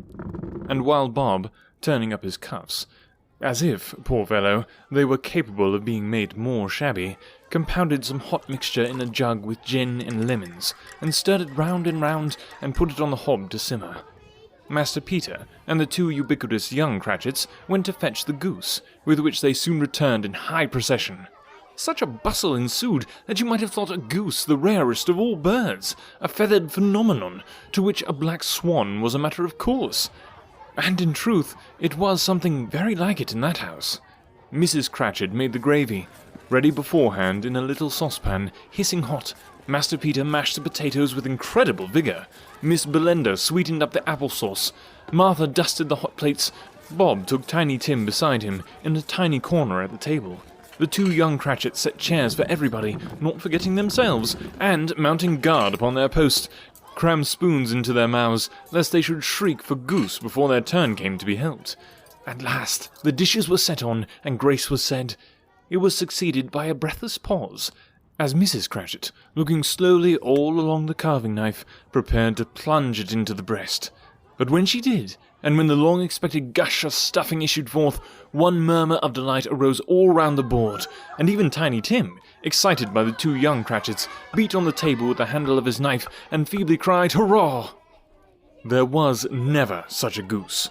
Bob said he didn't believe there ever was such a goose cooked. Its tenderness and flavour, size and cheapness were the themes of universal admiration. Eked out by applesauce and mashed potatoes, it was a sufficient dinner for the whole family. Indeed, as Mrs. Cratchit said with great delight, surveying one small atom of a bone upon the dish, they hadn't ate it all at last. Yet every one had had enough, and the youngest Cratchits in particular were steeped in sage and onions to the eyebrows. But now, the plates being changed by Miss Belinda, Mrs. Cratchit left the room alone, too nervous to bear witness, to take the pudding up and bring it in. Suppose it should not be done enough? Suppose it should break in turning out? Suppose somebody should have got over the wall of the backyard and stolen it while they were merry with the goose? A supposition at which the two young Cratchits became livid. All sorts of horrors were supposed. Hello! A great deal of steam! The pudding was out of the copper. A smell like a washing day. That was the cloth. A smell like an eating house, and a pastry cook's next door to each other, with a laundress's next door to that.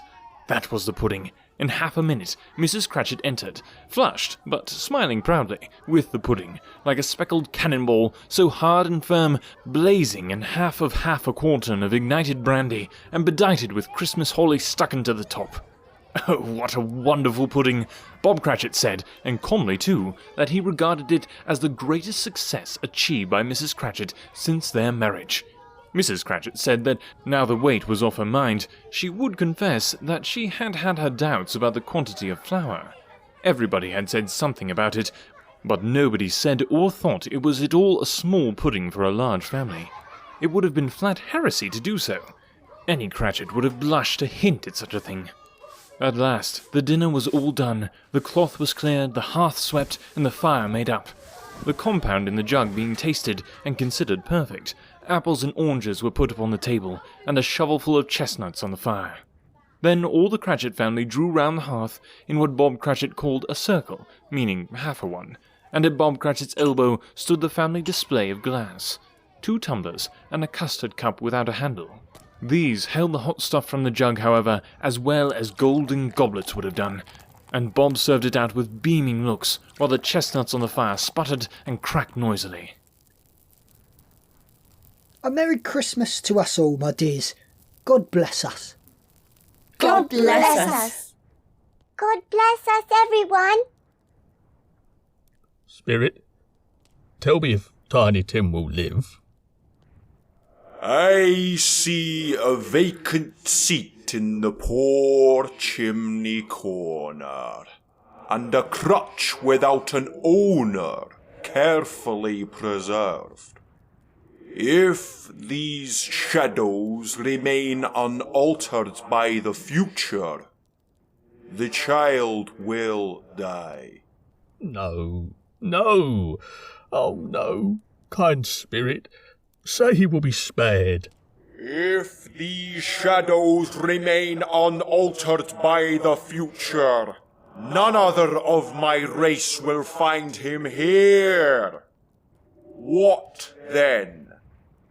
If he be like today, he had better do it, and decrease the surplus population.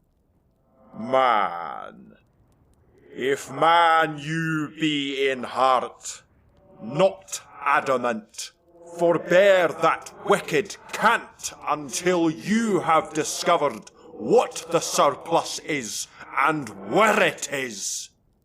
Will you decide what men shall live, what men shall die? It may be that in sight of heaven you are more worthless and less fit to live than the millions like this poor man's child. Oh, God. To hear the insect on the leaf pronouncing on the too much life among his hungry brothers in the dust. Mr. Scrooge. I'll give you Mr. Scrooge, the founder of the feast. Huh, the founder of the feast, indeed. I wish I had him here. I'd give him a piece of my mind to feast upon, and I hope he'd have a good appetite for it. My dear, the children. Christmas Day. It should be Christmas Day, I am sure, on which one drinks the health of such an odious, stingy, hard, unfeeling man as Mr. Scrooge. You know he is, Robert. Nobody knows it better than you do, poor fellow. My dear, Christmas Day. I'll drink to his health, for your sake, and for the day's, not for his. Long life to him. A very Merry Christmas and a Happy New Year. He'll be very merry and very happy, I have no doubt. The children drank the toast after her. It was the first of their proceedings which had no heartiness. Tiny Tim drank it last of all, but he didn't care twopence for it. Scrooge was the ogre of the family. The mention of his name cast a dark shadow on the party, which was not dispelled for a full 5 minutes. After it passed away, they were 10 times merrier than before, from the mere relief of Scrooge the Baleful being done with. Bob Cratchit told them how he had a situation in his eye for Master Peter, which would bring in, if obtained, full 5 and 6 pence weekly. The 2 young Cratchits laughed tremendously at the idea of Peter's being a man of business, and Peter himself looked thoughtfully at the fire from between his collars, as if he were deliberating what particular investments he should favour when he came into the receipt of that bewildering income. Martha, who was a poor apprentice at a milliner's, then told him what kind of work she had to do, and how many hours she worked at a stretch, and how she meant to lie in bed tomorrow morning for a good long rest, tomorrow being a holiday she passed at home. Also, how she had seen a countess and a lord some days before, and how the lord was much about as tall as Peter. At which Peter pulled up his collar so high that you couldn't have seen his head if you had been there. All this time the chestnuts in the jug went round and by they had a song about a lost child travelling in the snow, from Tiny Tim, who had a plaintive little voice, and sang it very well indeed. There was nothing of high mark in this. They were not a handsome family. They were not well dressed. Their shoes were far from being waterproof. Their clothes were scanty, and Peter might have known, and very likely did, the inside of a pawnbroker's. But they were happy, grateful, pleased with one another, and content with the time. And when they faded, and looked happier yet in the bright sprinklings of the spirit's torch at parting, Scrooge had his eye upon them, and especially on Tiny Tim until the last. By this time it was getting dark, and snowing pretty heavily, and as Scrooge and the spirit went along the streets, the brightness of the roaring fires in kitchens, parlours, and all sorts of rooms was wonderful. Here the flickering of the blaze showed preparations for a cosy dinner, with hot plates baking through and through before the fire, and deep red curtains ready to be drawn to shut out cold and darkness. There all the children of the house were running out into the snow to meet their married sisters, brothers, cousins, uncles, aunts, and to be the first to greet them. Here again were shadows on the window blind of guests assembling, and there a group of handsome girls, all hooded and fur-booted, and all chatting at once, tripped lightly off to some near neighbour's house, where woe upon the single man who saw them enter. Artful witches, well they knew it, in a glow. But if you had judged from the numbers of people on their way to friendly gatherings, you might have thought that no one was at home to give them welcome when they got there, instead of every house expecting company, and piling up its fires half chimney high. Blessings on it, how the ghost exulted!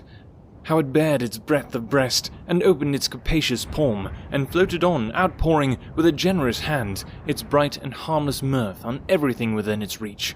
The very lamplighter, who ran on before, dotting the dusky street with specks of light, and who was dressed to spend the evening somewhere, laughed out loudly as the spirit passed, though little kenned the lamplighter that he had any company but Christmas.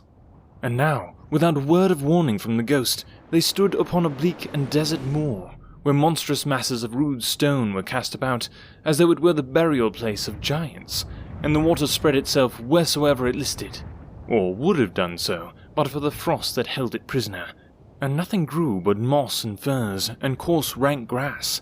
Down in the west, the setting sun had left a streak of fiery red, which glared upon the desolation for an instant like a sullen eye, and frowning lower, lower, lower yet, was lost in the thick gloom of darkest night. What place is this? A place where miners live, who labour in the bowels of the earth. But they know me. See? A light shone from the window of a hut, and swiftly they advanced towards it. Passing through the wall of mud and stone, they found a cheerful company assembled round a glowing fire. An old man and woman, and their children and their children's children, and another generation beyond that, all decked out gaily in their holiday attire. The old man, in a voice that seldom rose above the howling of the wind upon the barren waste, was singing them a Christmas song. It had been a very old song when he was a boy, and from time to time they all joined in the chorus. So surely as they raised their voices, the old man got quite blithe and loud, and so surely they stopped, his vigour sank again. The spirit did not tarry here, but bade Scrooge hold his robe, and, passing on above the moor, sped whither? Not to sea, to sea. To Scrooge's horror, looking back, he saw the last of the land, a frightful range of rocks behind them, and his ears were deafened by the thundering of water, as it rolled and roared and raged among the dreadful caverns it had worn, and fiercely tried to undermine the earth. Built upon a dismal reef of sunken rocks, some leagues or so from shore, on which the waters chafed and dashed the wild year through, there stood a solitary lighthouse. Great heaps of seaweed clung to its base, and storm birds, born of the wind one might suppose, as seaweed of the water, rose and fell about it like the waves they skimmed. But even here, 2 men who watched the light had made a fire that, through the loophole in the thick stone wall, shed out a ray of brightness on the awful sea. Joining their hands over the rough table at which they sat, they wished each other Merry Christmas in their can of grog, and one of them, the elder too, with his face all damaged and scarred with hard weather, as the figurehead of an old ship might be, struck up a sturdy song that was like a gale in itself. Again the ghost sped on and on above the black and heaving sea, on, until being far away, as he told Scrooge, from any shore, they lighted on a ship. They stood beside the helmsman at the wheel, the lookout in the bow, the officers who had the watch, dark, ghostly figures in their several stations. But every man among them hummed a Christmas tune, or had a Christmas thought, or spoke below his breath to his companion of some bygone Christmas day, with homeward hopes belonging to it. And every man on board, waking or sleeping, good or bad, had a kinder word for another on that day than on any in the year, and had shared to some extent in its festivities, and had remembered those he cared for at a distance, and had known that they delighted to remember him. It was a great surprise to Scrooge, while listening to the moaning of the wind, and thinking what a solemn thing it was to move on through the lonely darkness over an unknown abyss, whose depths were secrets as profound as death. It was a great surprise to Scrooge, while thus engaged, to hear a hearty laugh. It was a much greater surprise to Scrooge to recognize it was his own nephew's, and to find himself in a bright, dry, gleaming room with the spirit standing smiling by his side, and looking at that same nephew with approving affability. He said that Christmas was a humbug as I live. He believed it too. More shame for him, Fred. He's a comical old fellow, that's the truth, and not so pleasant as he might be. However, his offences carry their own punishment, and I have nothing to say against him. I'm sure he's very rich, Fred. At least you always tell me so. What of that, my dear? His wealth is of no use to him. He don't do any good with it. He don't make himself comfortable with it. He hasn't the satisfaction of thinking that he is ever going to benefit us with it. I have no patience with him. Oh, I have. I am sorry for him. I couldn't be angry with him if I tried. Who suffers by his ill whims? Himself, always. Here he takes it into his head to dislike us, and he won't come and dine with us. What's the consequence? You don't lose much of a dinner, do you think? Indeed, I think he loses a very good dinner. Well, I'm very glad to hear it, because I haven't great faith in these young housekeepers. What do you say, Topper? Oh, a bachelor is a wretched outcast and has no right to express an opinion on the subject.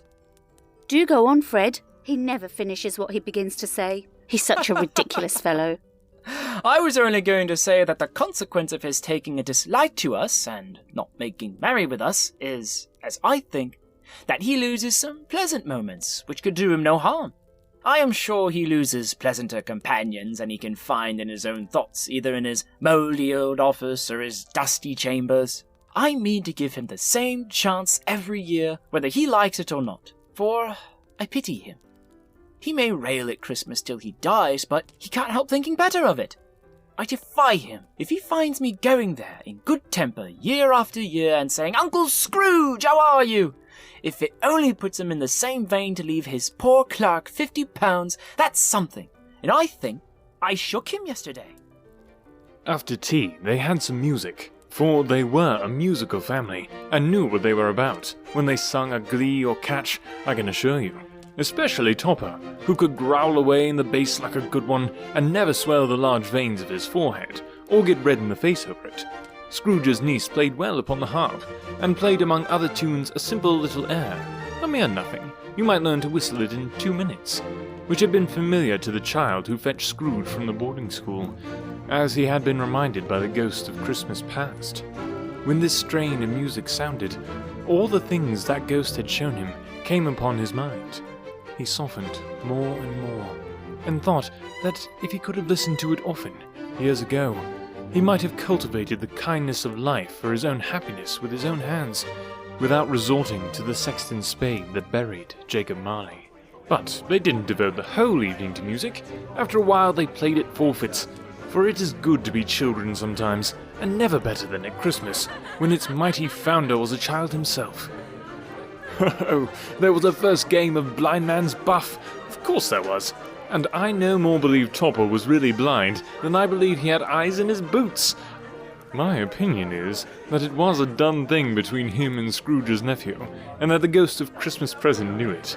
The way he went after the plump sister and the lace tucker was an outrage on the credulity of human nature, knocking down the fire irons, tumbling over the chairs, bumping against the piano, smothering himself among the curtains. Wherever she went, there went he. He always knew where the plump sister was. He wouldn't catch anybody else. If you had fallen up against him, as some of them did, on purpose, he would have made a feint of endeavouring to seize you, which would have been an affront to your understanding, and would instantly have sidled off in the direction of the plump sister. She often cried out that it wasn't fair, and it really was not, but when at last he caught her, when in spite of all her silken rustlings and her rapid fluttering past him, he got her into a corner whence there was no escape, then his conduct was the most execrable. For his pretending not to know her, his pretending that it was necessary to touch her headdress, and further to assure himself of her identity by pressing a certain ring upon her finger, and a certain chain about her neck, was vile, monstrous. No doubt she told him her opinion of it when, another blind man being in office, they were so very confidential together behind the curtains.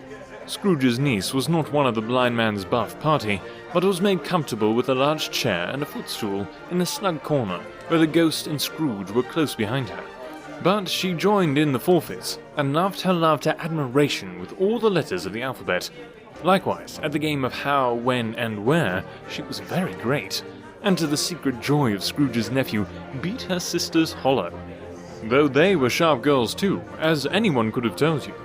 There might have been 20 people there, young and old, but they all played, and so did Scrooge, for, wholly forgetting the interest he had in what was going on, that his voice made no sound in their ears, he sometimes came out with his guess quite loud, and very often guessed quite right too, for the sharpest needle, best Whitechapel warranted not cut in the eye, was not sharper than Scrooge, blunt as he took it in his head to be.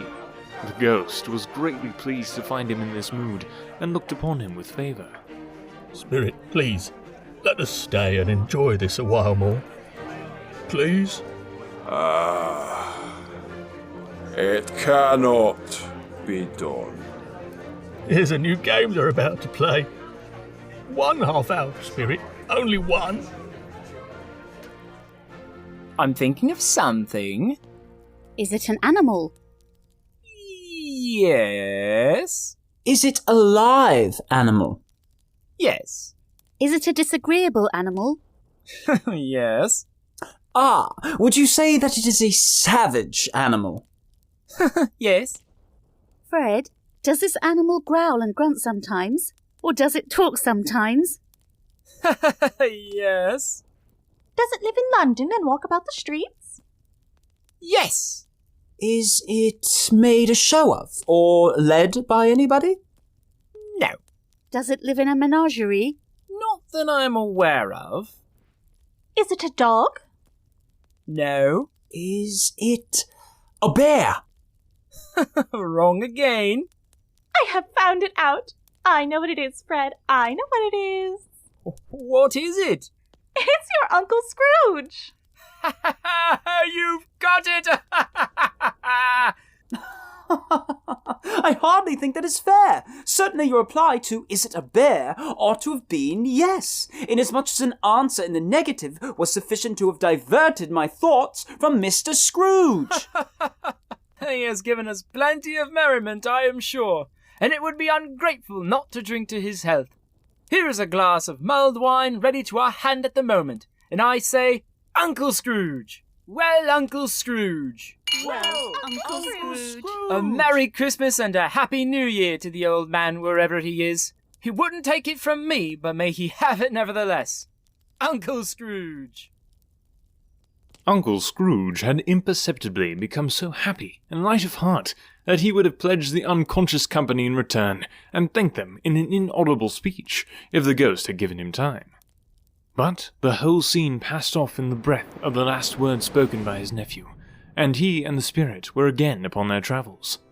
Much they saw, and far they went, and many homes they visited, but always with a happy end. The spirit stood beside sick beds, and they were cheerful. On foreign lands, and they were close at home. By struggling men, and they were patient in their greater hope. By poverty, and it was rich. In almshouse, hospital and jail, in misery's every refuge, where vain man in his little brief authority had not made fast the door and barred the spirit out, he left his blessing, and taught Scrooge his precepts. It was a long night, if it were only a night, but Scrooge had his doubts of this, because the Christmas holidays appeared to be condensed into the space of time they passed together. It was strange, too, that while Scrooge remained unaltered in his outward form, the ghost grew older, clearly older.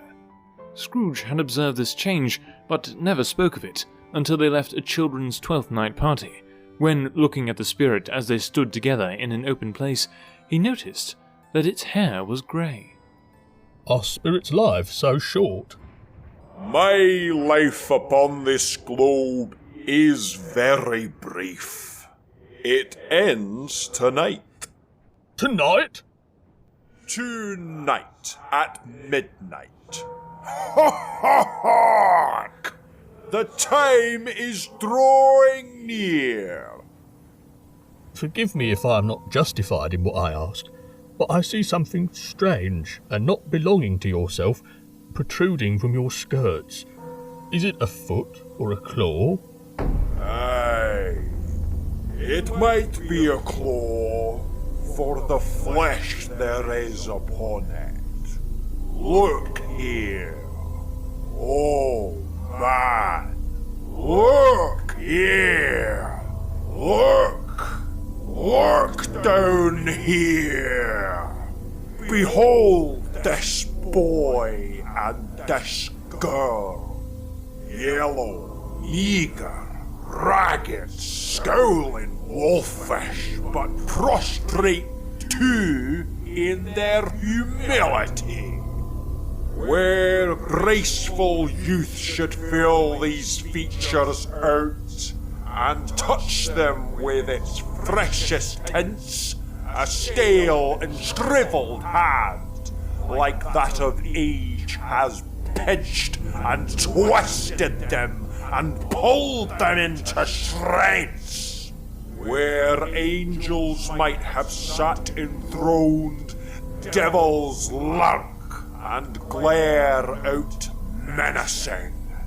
No change, no degradation, no perversion of humanity in any grade through all the mysteries of wonderful creation has monsters half so horrible and dread.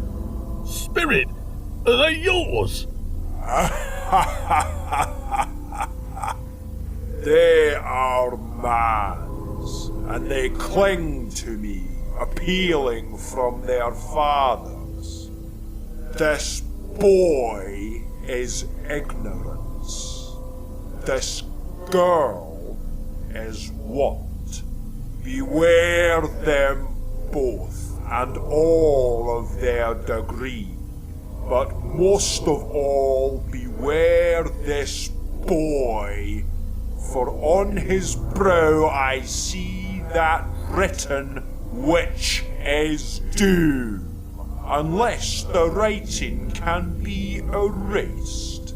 Deny it! Slander those who tell it ye! Admit it for your factious purposes and make it worse, and abide the end. Have they no refuge or resource? Are there no prisons? Are there no workhouses? Are there no prisons? Are there no workhouses? Are there no prisons? Are there no workhouses?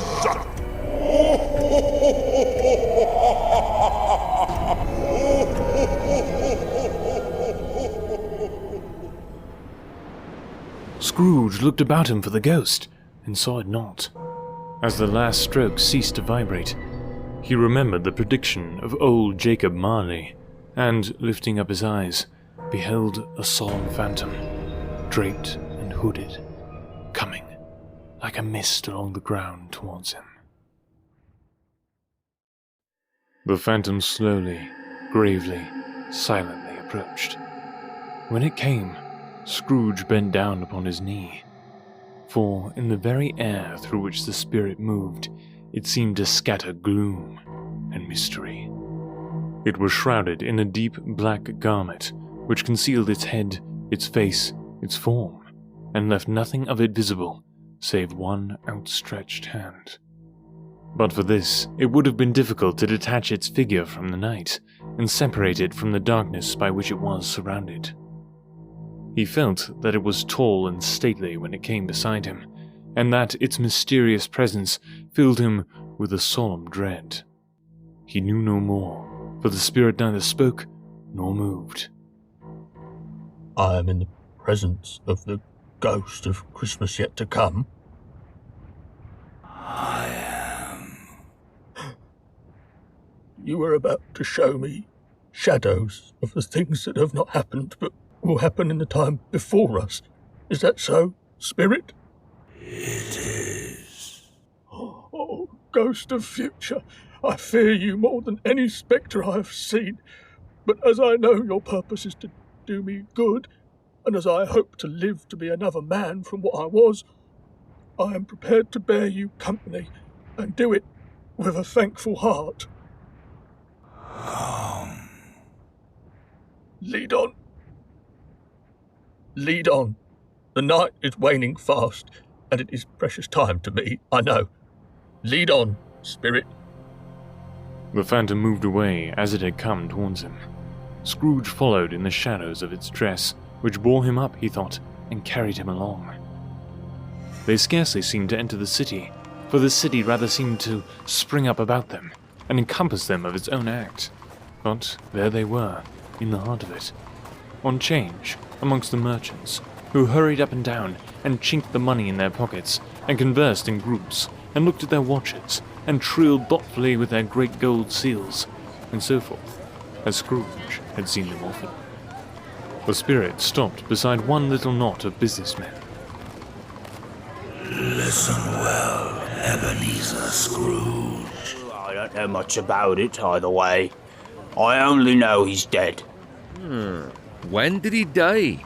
Last night, I believe. Why? What was the matter with him? I thought he'd never die.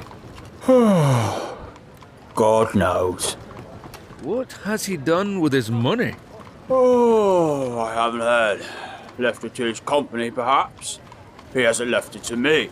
That's all I know. It's likely to be a very cheap funeral, for upon my life I don't know of anybody to go to it. Suppose we make up a party and volunteer. I don't mind going if a lunch is provided, but I must be fed if I make one. Well, I am the most disinterested among you, after all, for I never wear black gloves and I never eat lunch. But off to go, if anybody else will. When I come to think of it, I'm not at all sure that I wasn't his most particular friend, for we used to stop and speak whenever we met. Spirit, I know these men. Of whom are they speaking? How are you? How I am. Well, Scratch got his own at last, hey? So I'm told. Cold, innit? Ha! Seasonable for Christmas time. You're not a skater, I suppose? No, something else to think of. Good morning. Scrooge was at first inclined to be surprised that the spirit should attach importance to conversations apparently so trivial. But feeling assured that they must have some hidden purpose, he set himself to consider what it was likely to be. They could scarcely be supposed to have any bearing on the death of Jacob, his old partner, for that was past, and the ghost province was the future. Nor could he think of anyone immediately connected with himself to whom he could apply them. But nothing doubting that to whomsoever they applied, they had some latent moral to his own improvement, he resolved to treasure up every word he heard, and everything he saw, and especially to observe the shadow of himself when it appeared. For he had an expectation that the conduct of his future self would give him the clue he missed, and would render the solution of these riddles easy. He looked about in that very place for his own image, but another man stood in his accustomed corner, and though the clock pointed to his usual time of day for being there, he saw no likeness of himself among the multitudes that poured through the porch.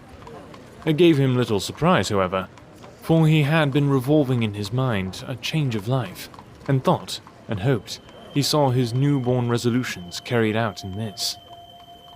Quiet and dark, beside him stood the phantom, with its outstretched hand. When he roused himself from his thoughtful quest, he fancied from the turn of the hand and its situation in reference to himself that the unseen eyes were looking at him keenly. It made him shudder and feel very cold. They left the busy scene and went into an obscure part of the town where Scrooge had never penetrated before, although he recognized its situation and its bad repute.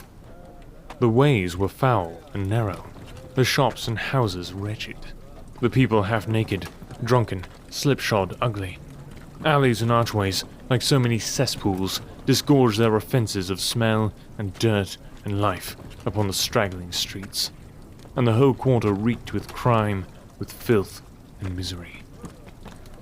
Far in this den of infamous resort, there was a low-browed, beetling shop, below a penthouse roof, where iron, old rags, bottles, bones, and greasy offal were brought.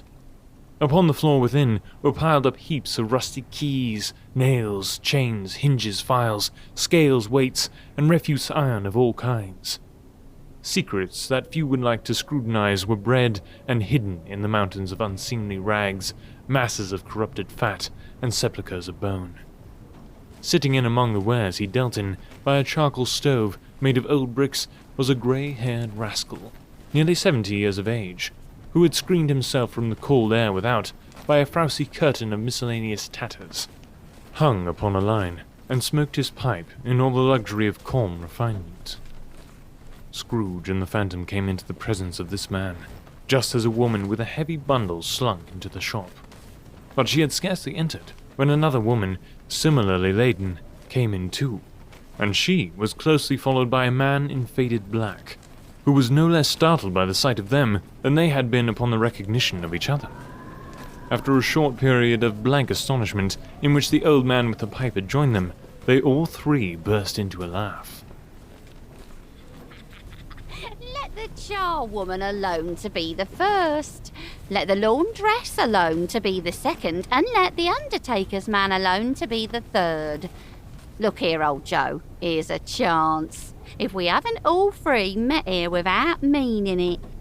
You couldn't have met in a better place. Come into the parlour. You were made free of it long ago, you know. And the other two ain't strangers. Stop till I shut the door of the shop. Ah, how it squeaks. There ain't such a rusty bit of metal in the place as its own hinges, I believe.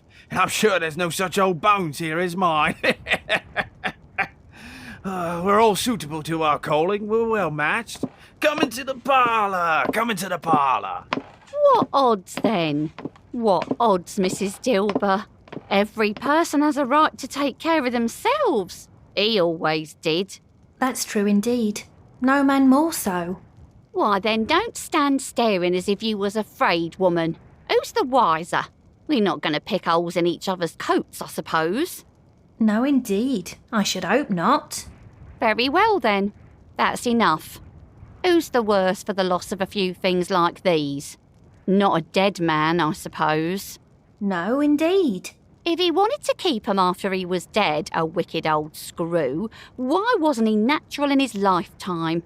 If he had been, he'd have had somebody to look after him when he was struck with death, instead of lying gasping out his last there, alone, by himself.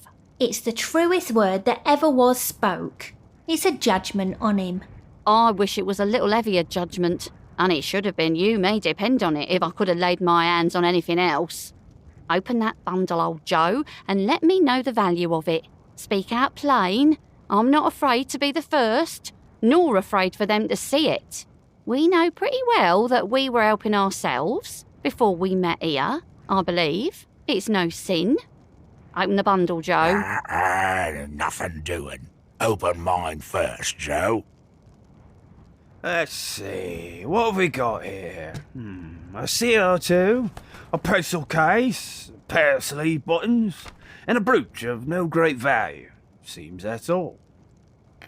That's your account, and I wouldn't give another sixpence if I was to be boiled for not doing it. Who's next?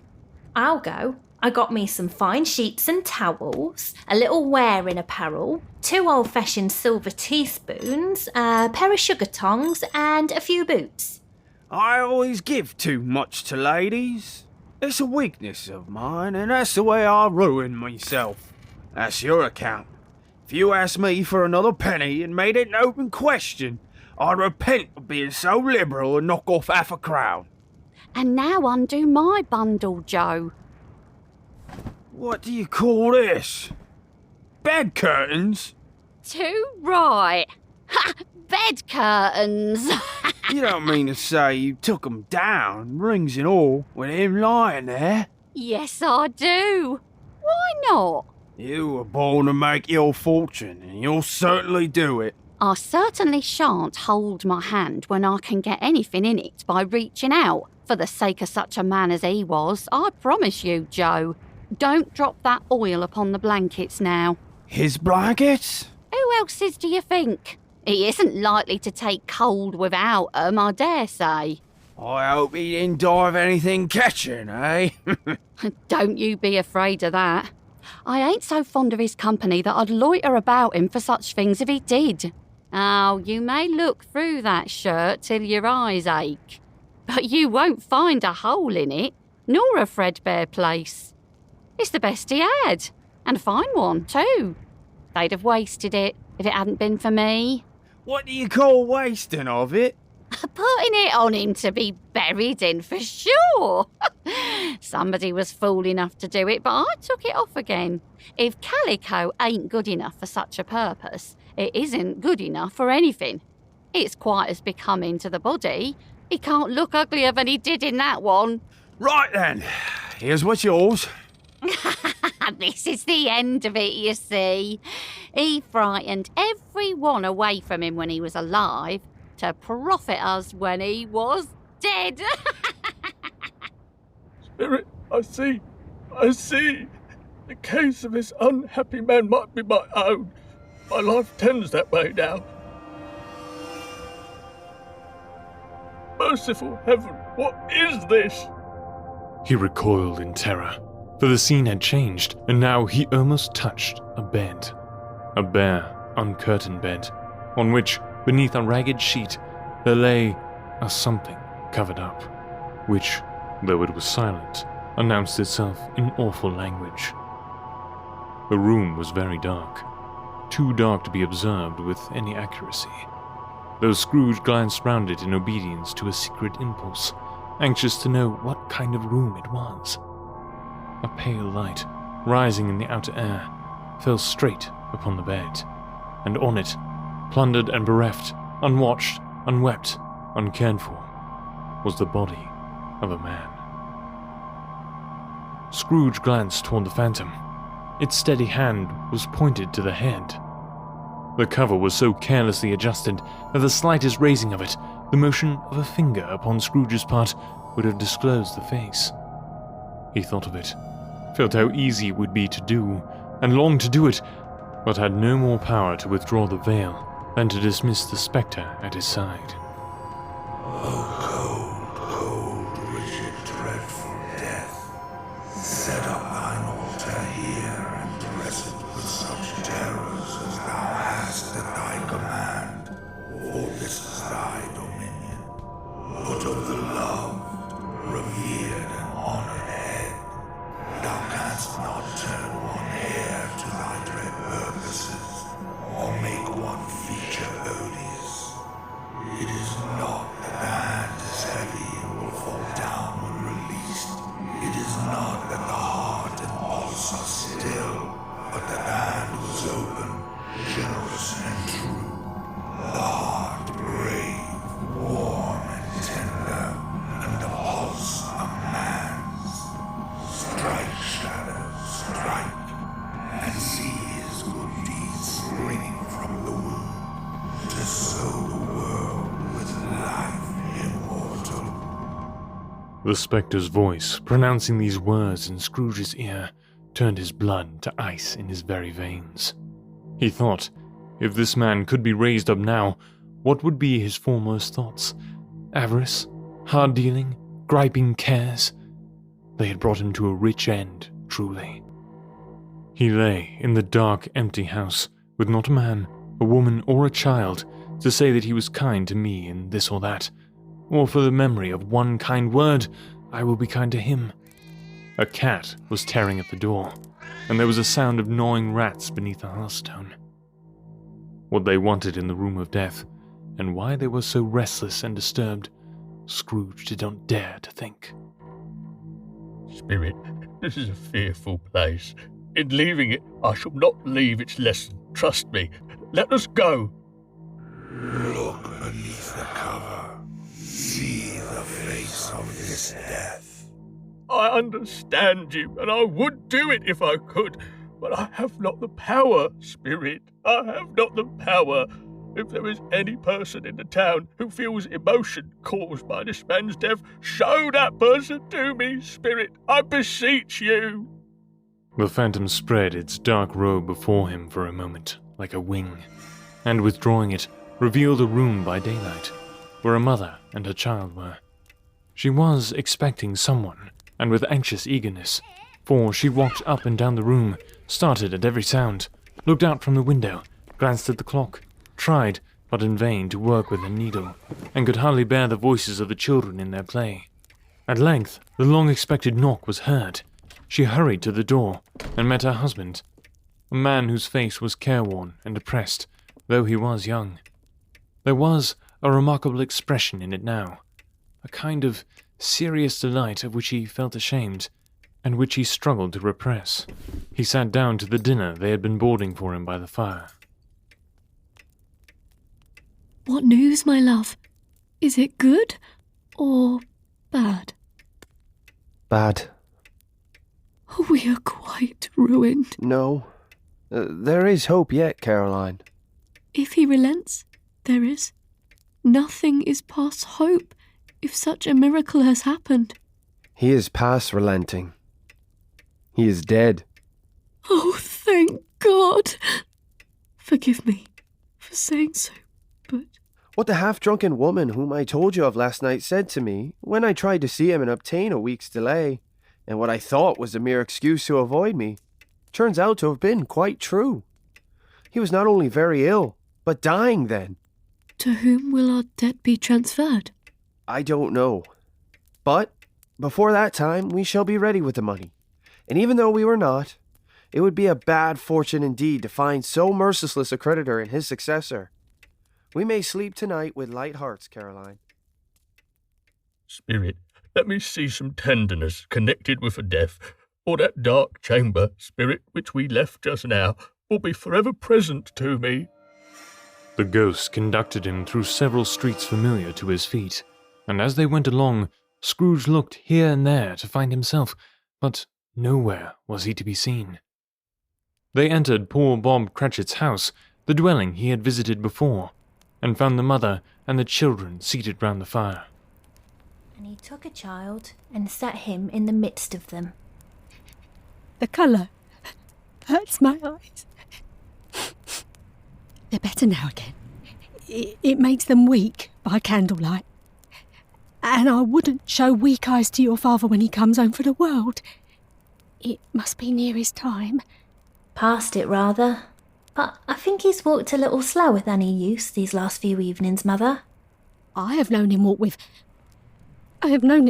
Tiny Tim upon his shoulder very fast indeed. And so have I, often. And so have I. Me too, me too. But he was very light to carry, and his father loved him so much that it was no trouble. No trouble. And there is your father, at the door. Hello, my lovelies. My, how sober you all look. Cheer up, then. Don't mind it, Father. Don't be grieved. I'm all right, child. Just the cold in my eyes. That's all. Mrs. Cratchit, Martha, excellent work. You should be done long before Sunday comes round. Sunday? You went today then, Robert? Yes, my dear. I wish you could have gone. It would have done you good to see how green a place it was. But you'll see it often. I promised him that I would walk there on a Sunday. My little child. My little child.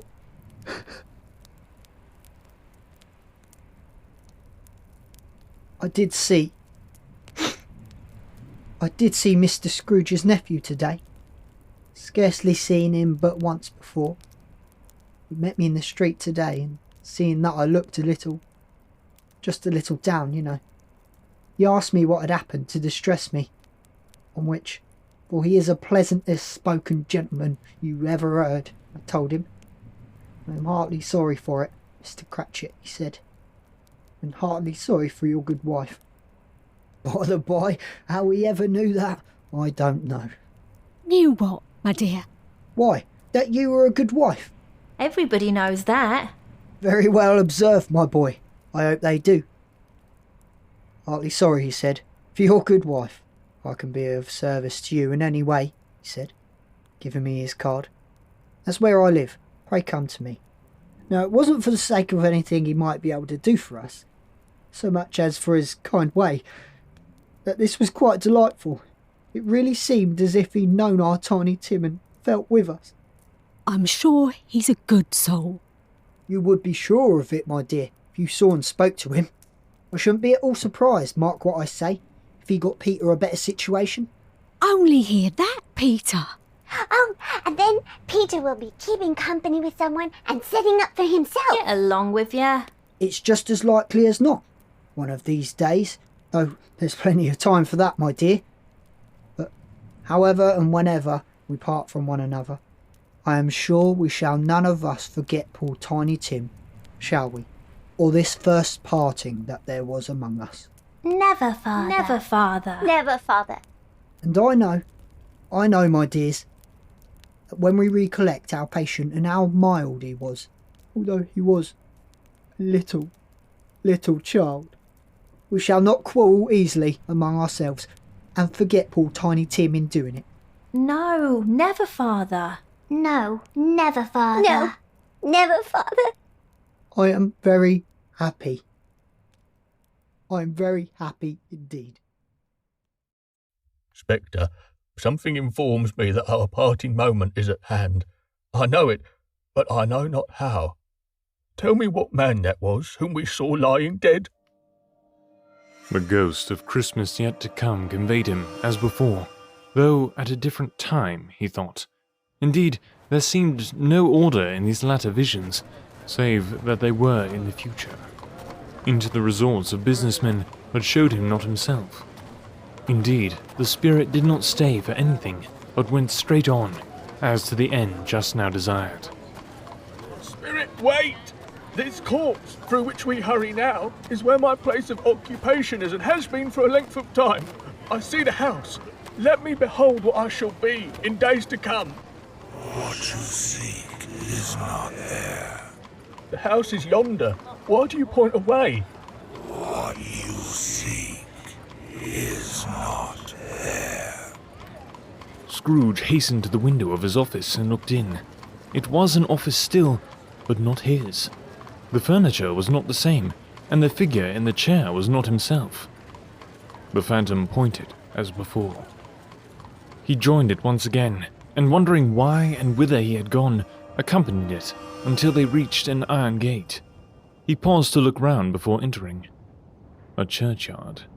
Here, then, the wretched man whose name he had now to learn lay underneath the ground. It was a worthy place, walled in by houses, overrun by grass and weeds, the growth of vegetation's death, not life, choked up with too much burying, fat with repleted appetite. A worthy place indeed. The spirit stood among the graves and pointed down to one. Scrooge advanced towards it, trembling. The phantom was exactly as it had been, but Scrooge dreaded that he saw new meaning in its solemn shape. Before I draw nearer to that stone to which you point, answer me one question. Are these the shadows of the things that will be, or are they shadows of things that may be only? Look, Ebenezer Scrooge. Men's courses will foreshadow certain ends, to which, if persevered in, they must lead. But if the courses be departed from, the ends will change. Say it is thus with what you show me. Look. Scrooge crept towards it, trembling as he went, and, following the finger, read upon the stone of the neglectful grave his own name. Ebenezer Scrooge. Am I that man who lay upon the bed? You have said. No, Spirit! Oh, no! No! Spirit, hear me! I am not the man I was! I will not be the man I must have been but for this intercourse. Why show me this if I am past all hope? Good Spirit, your nature intercedes for me and pities me. Assure me that I yet may change these shadows you have shown me by an altered life. I will honour Christmas in my heart and try to keep it all the year. I will live in the past, the present, and the future. The spirits of all three shall strive within me. I will not shut out the lessons that they teach. Oh, tell me I may sponge away the writing on this stone. In his agony, he caught the spectral hand. It sought to free itself, but he was strong in his entreaty and detained it. The spirit, stronger yet, repulsed him. Holding up his hands in a last prayer to have his fate reversed, he saw an alteration in the phantom's hood and dress. It shrunk, collapsed, and dwindled down into a bedpost.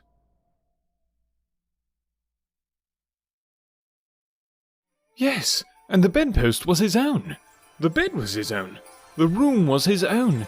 best and happiest of all, the time before him was his own, to make amends in. I will live in the past, the present, and the future. The spirits of all three shall strive within me. Oh, Jacob Marley, God, heaven and the Christmas time be praised for this. I say it on my knees, on my knees. They are not torn down. They are not torn down, rings and all. They are here. I am here. The shadows of the things that would have been may be dispelled. They will be. I know they will. Oh, I don't know what to do. I'm as light as a feather. I'm as happy as an angel. I'm as merry as a schoolboy. I'm as giddy as a drunken man. A Merry Christmas to everybody. A Happy New Year to all the world. There's the saucepan that the gruel was in. There's the door by which the ghost of Jacob Marley entered. There's the corner where the ghost of Christmas Present sat.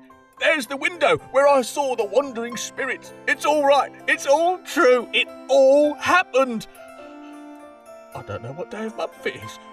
I don't know how long I've been among the spirits. I don't know anything. I'm quite a baby. Never mind. I don't care. I'd rather be a baby. What's today? Eh? What's today, my fine fellow? Today? Why, Christmas Day. It's Christmas Day! I haven't missed it. The spirits have done it all in one night. They can do anything they like. Of course they can. Of course they can. Hello, my fine fellow. Yeah?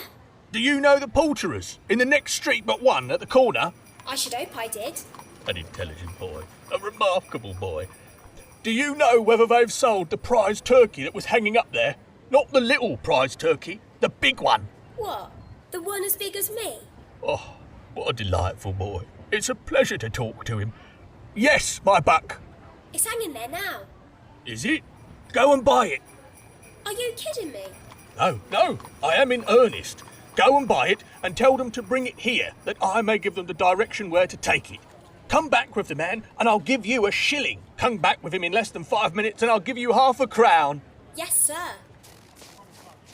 I'll send it to Bob Cratchets. He shan't know who sends it. It's twice the size of Tiny Tim. Joe Miller never made such a joke as sending it to Bob's will be. The hand in which he wrote the address was not a steady one, but write it he did, somehow, and went downstairs to open the street door, ready for the coming of the poulterer's man.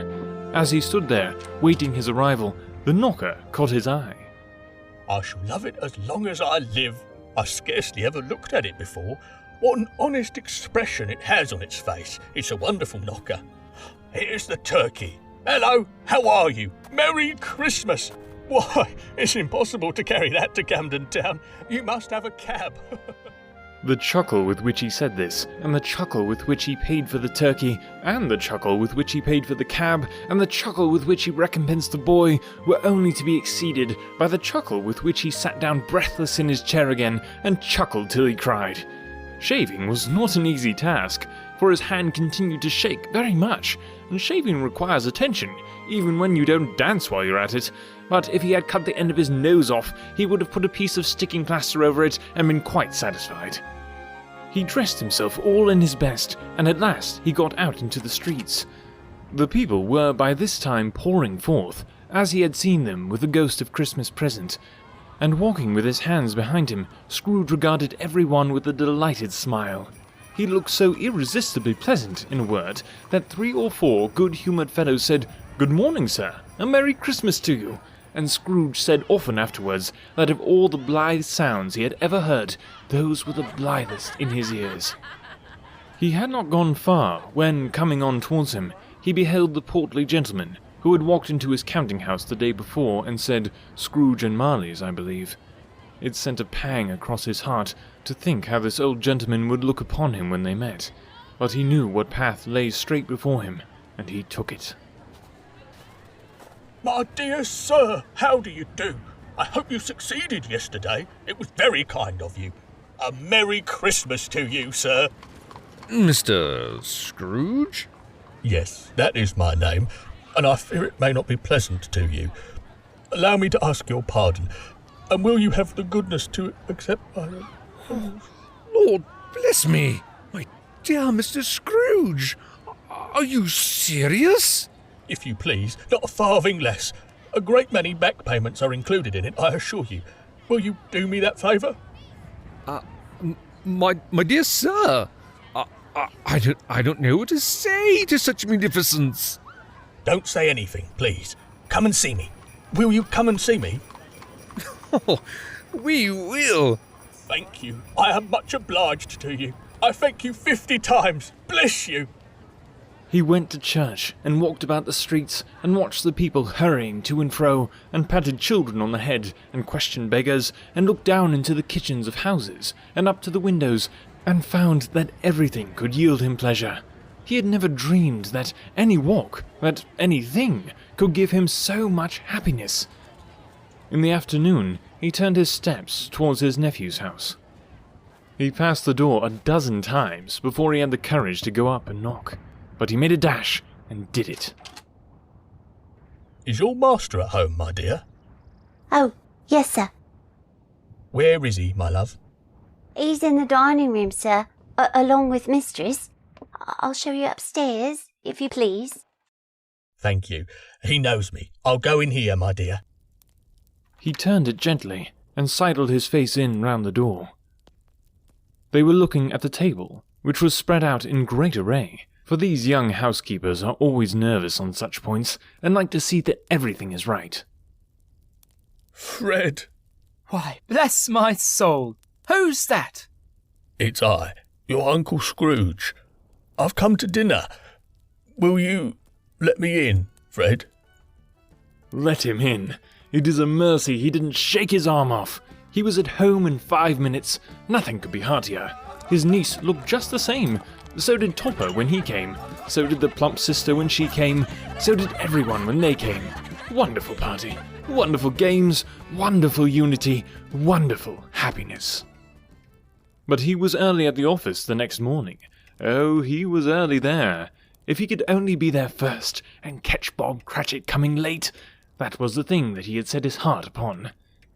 And he did it. Yes, he did. The clock struck 9. No Bob. 1:15. No Bob. He was full 18 minutes and a half behind his time. Scrooge sat with his door wide open that he might see him come into the tank. His hat was off before he opened the door, his comforter too. He was on his stool in a jiffy, driving away with his pen as if he had been trying to overtake 9 o'clock. Hello. What do you mean by coming here at this time of day? I'm very sorry, sir. I am behind my time. You are? Yes, I think you are. Step this way, if you please. It's only once a year, sir. It shall not be repeated. I was making rather merry yesterday, sir. Now, I'll tell you what, my friend. I am not going to stand this sort of thing any longer, and therefore I am about to raise your salary. Mr. Scrooge, Sir, A Merry Christmas, Bob! A merrier Christmas, Bob, my good fellow, than I have given you for many a year. I'll raise your salary and endeavour to assist your struggling family, and we will discuss your affairs this very afternoon over a Christmas bowl of smoking bishop, Bob. Make up the fires and buy another coal scuttle before you dot another I, Bob Cratchit. Scrooge was better than his word. He did it all and infinitely more. And to Tiny Tim, who did not die, he was a second father. He became as good a friend, as good a master, and as good a man as the good old city knew. Or any other good old city, town, or borough in the good old world. Some people laughed to see the alteration in him, but he let them laugh, and little heeded them, for he was wise enough to know that nothing ever happened on this globe for good, at which some people did not have their fill of laughter in the outset. And knowing that such as these would be blind anyway, he thought it quite as well that they should wrinkle up their eyes in grins, as have the malady in less attractive forms. His own heart laughed, and that was quite enough for him. He had no further intercourse with spirits, but lived upon the total abstinence principle ever afterwards. And it was always said of him that he knew how to keep Christmas well, if any man alive possessed the knowledge. May that be truly said of all of us. And so, as Tiny Tim observed, God bless us, everyone.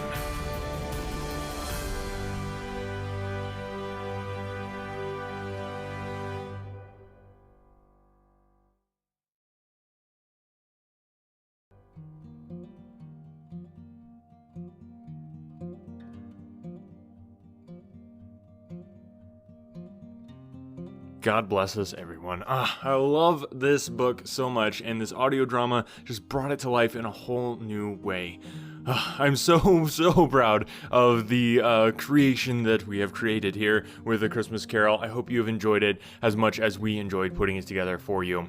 Again, this was all in benefit of Operation Christmas Child. All proceeds from the sale of the full audiobook audio drama go to Operation Christmas Child. So make sure that you go and either purchase the audiobook once it's live, or if you want to pre-order it, you can go to Operation Christmas Child's website and donate, and then send me an email with the receipt of your donation to anotherworldaudiobooks@gmail.com, and I will put you on the list and get you that free full version of this audio drama once it is ready. So that's kind of the way we do it around here, because I want to provide free audiobooks, because I know a lot of people, you can't afford them, so that's kind of the whole point here, is to provide them for you. But if you have, just a couple bucks that you want to throw to Operation Christmas Child and help some kids around the world, my way of saying thank you is providing the full unabridged version of A Christmas Carol audio drama.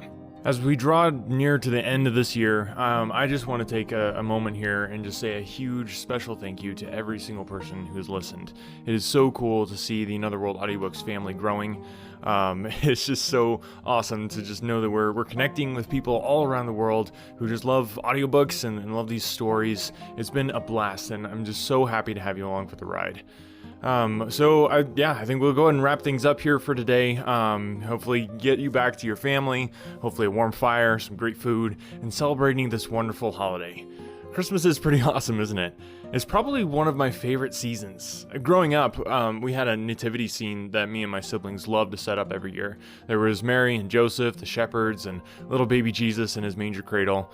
And when you think about it, the story of Jesus, it's one of the greatest stories ever told.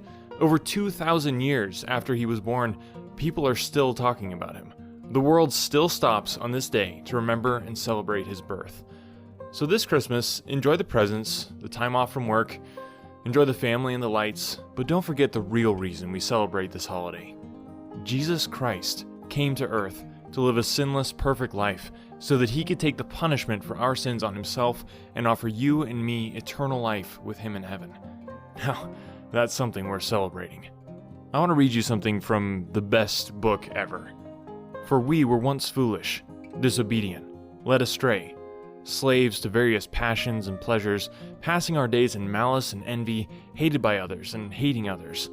But when the goodness and loving kindness of God our Savior appeared, he saved us, not because of works done by us in righteousness, but according to his own mercy, by the washing of regeneration and renewal of the Holy Spirit, whom he poured out on us richly through Jesus Christ our Savior, so that being justified by his grace, we might become heirs according to the hope of eternal life. From everyone here at Another World Audiobooks, I just want to say, Merry Christmas. Thank you for listening to A Christmas Carol, an audio drama, a production of Another World Audiobooks, a project in benefit of Operation Christmas Child. The incredible voice actors that you heard throughout this production graciously volunteered their time and talent. In no particular order, Liesl Hall as Martha Cratchit, Roy Clark as the Ghost of Christmas Future, The Undertaker and Business Person 2, Sam Collins as Scrooge and Young Scrooge, Laura Robbins as the Door Girl, Young Cratchit No. 2 and Tiny Tim, Rebecca Hunt as Belle and Mrs. Cratchit, Carl Nordman as Jacob Marley, Second Merchant and Mr. Poole, Shelley Moore as Young Caroler, Alex Lagasse as Old Joe and the Debtor, Romy Santosh as Fred's wife, Jane Wing as the Charwoman, Thomas Reiser as Nephew Fred and Fezziwig, Amanda Bourne as Caroline, Jordan Semro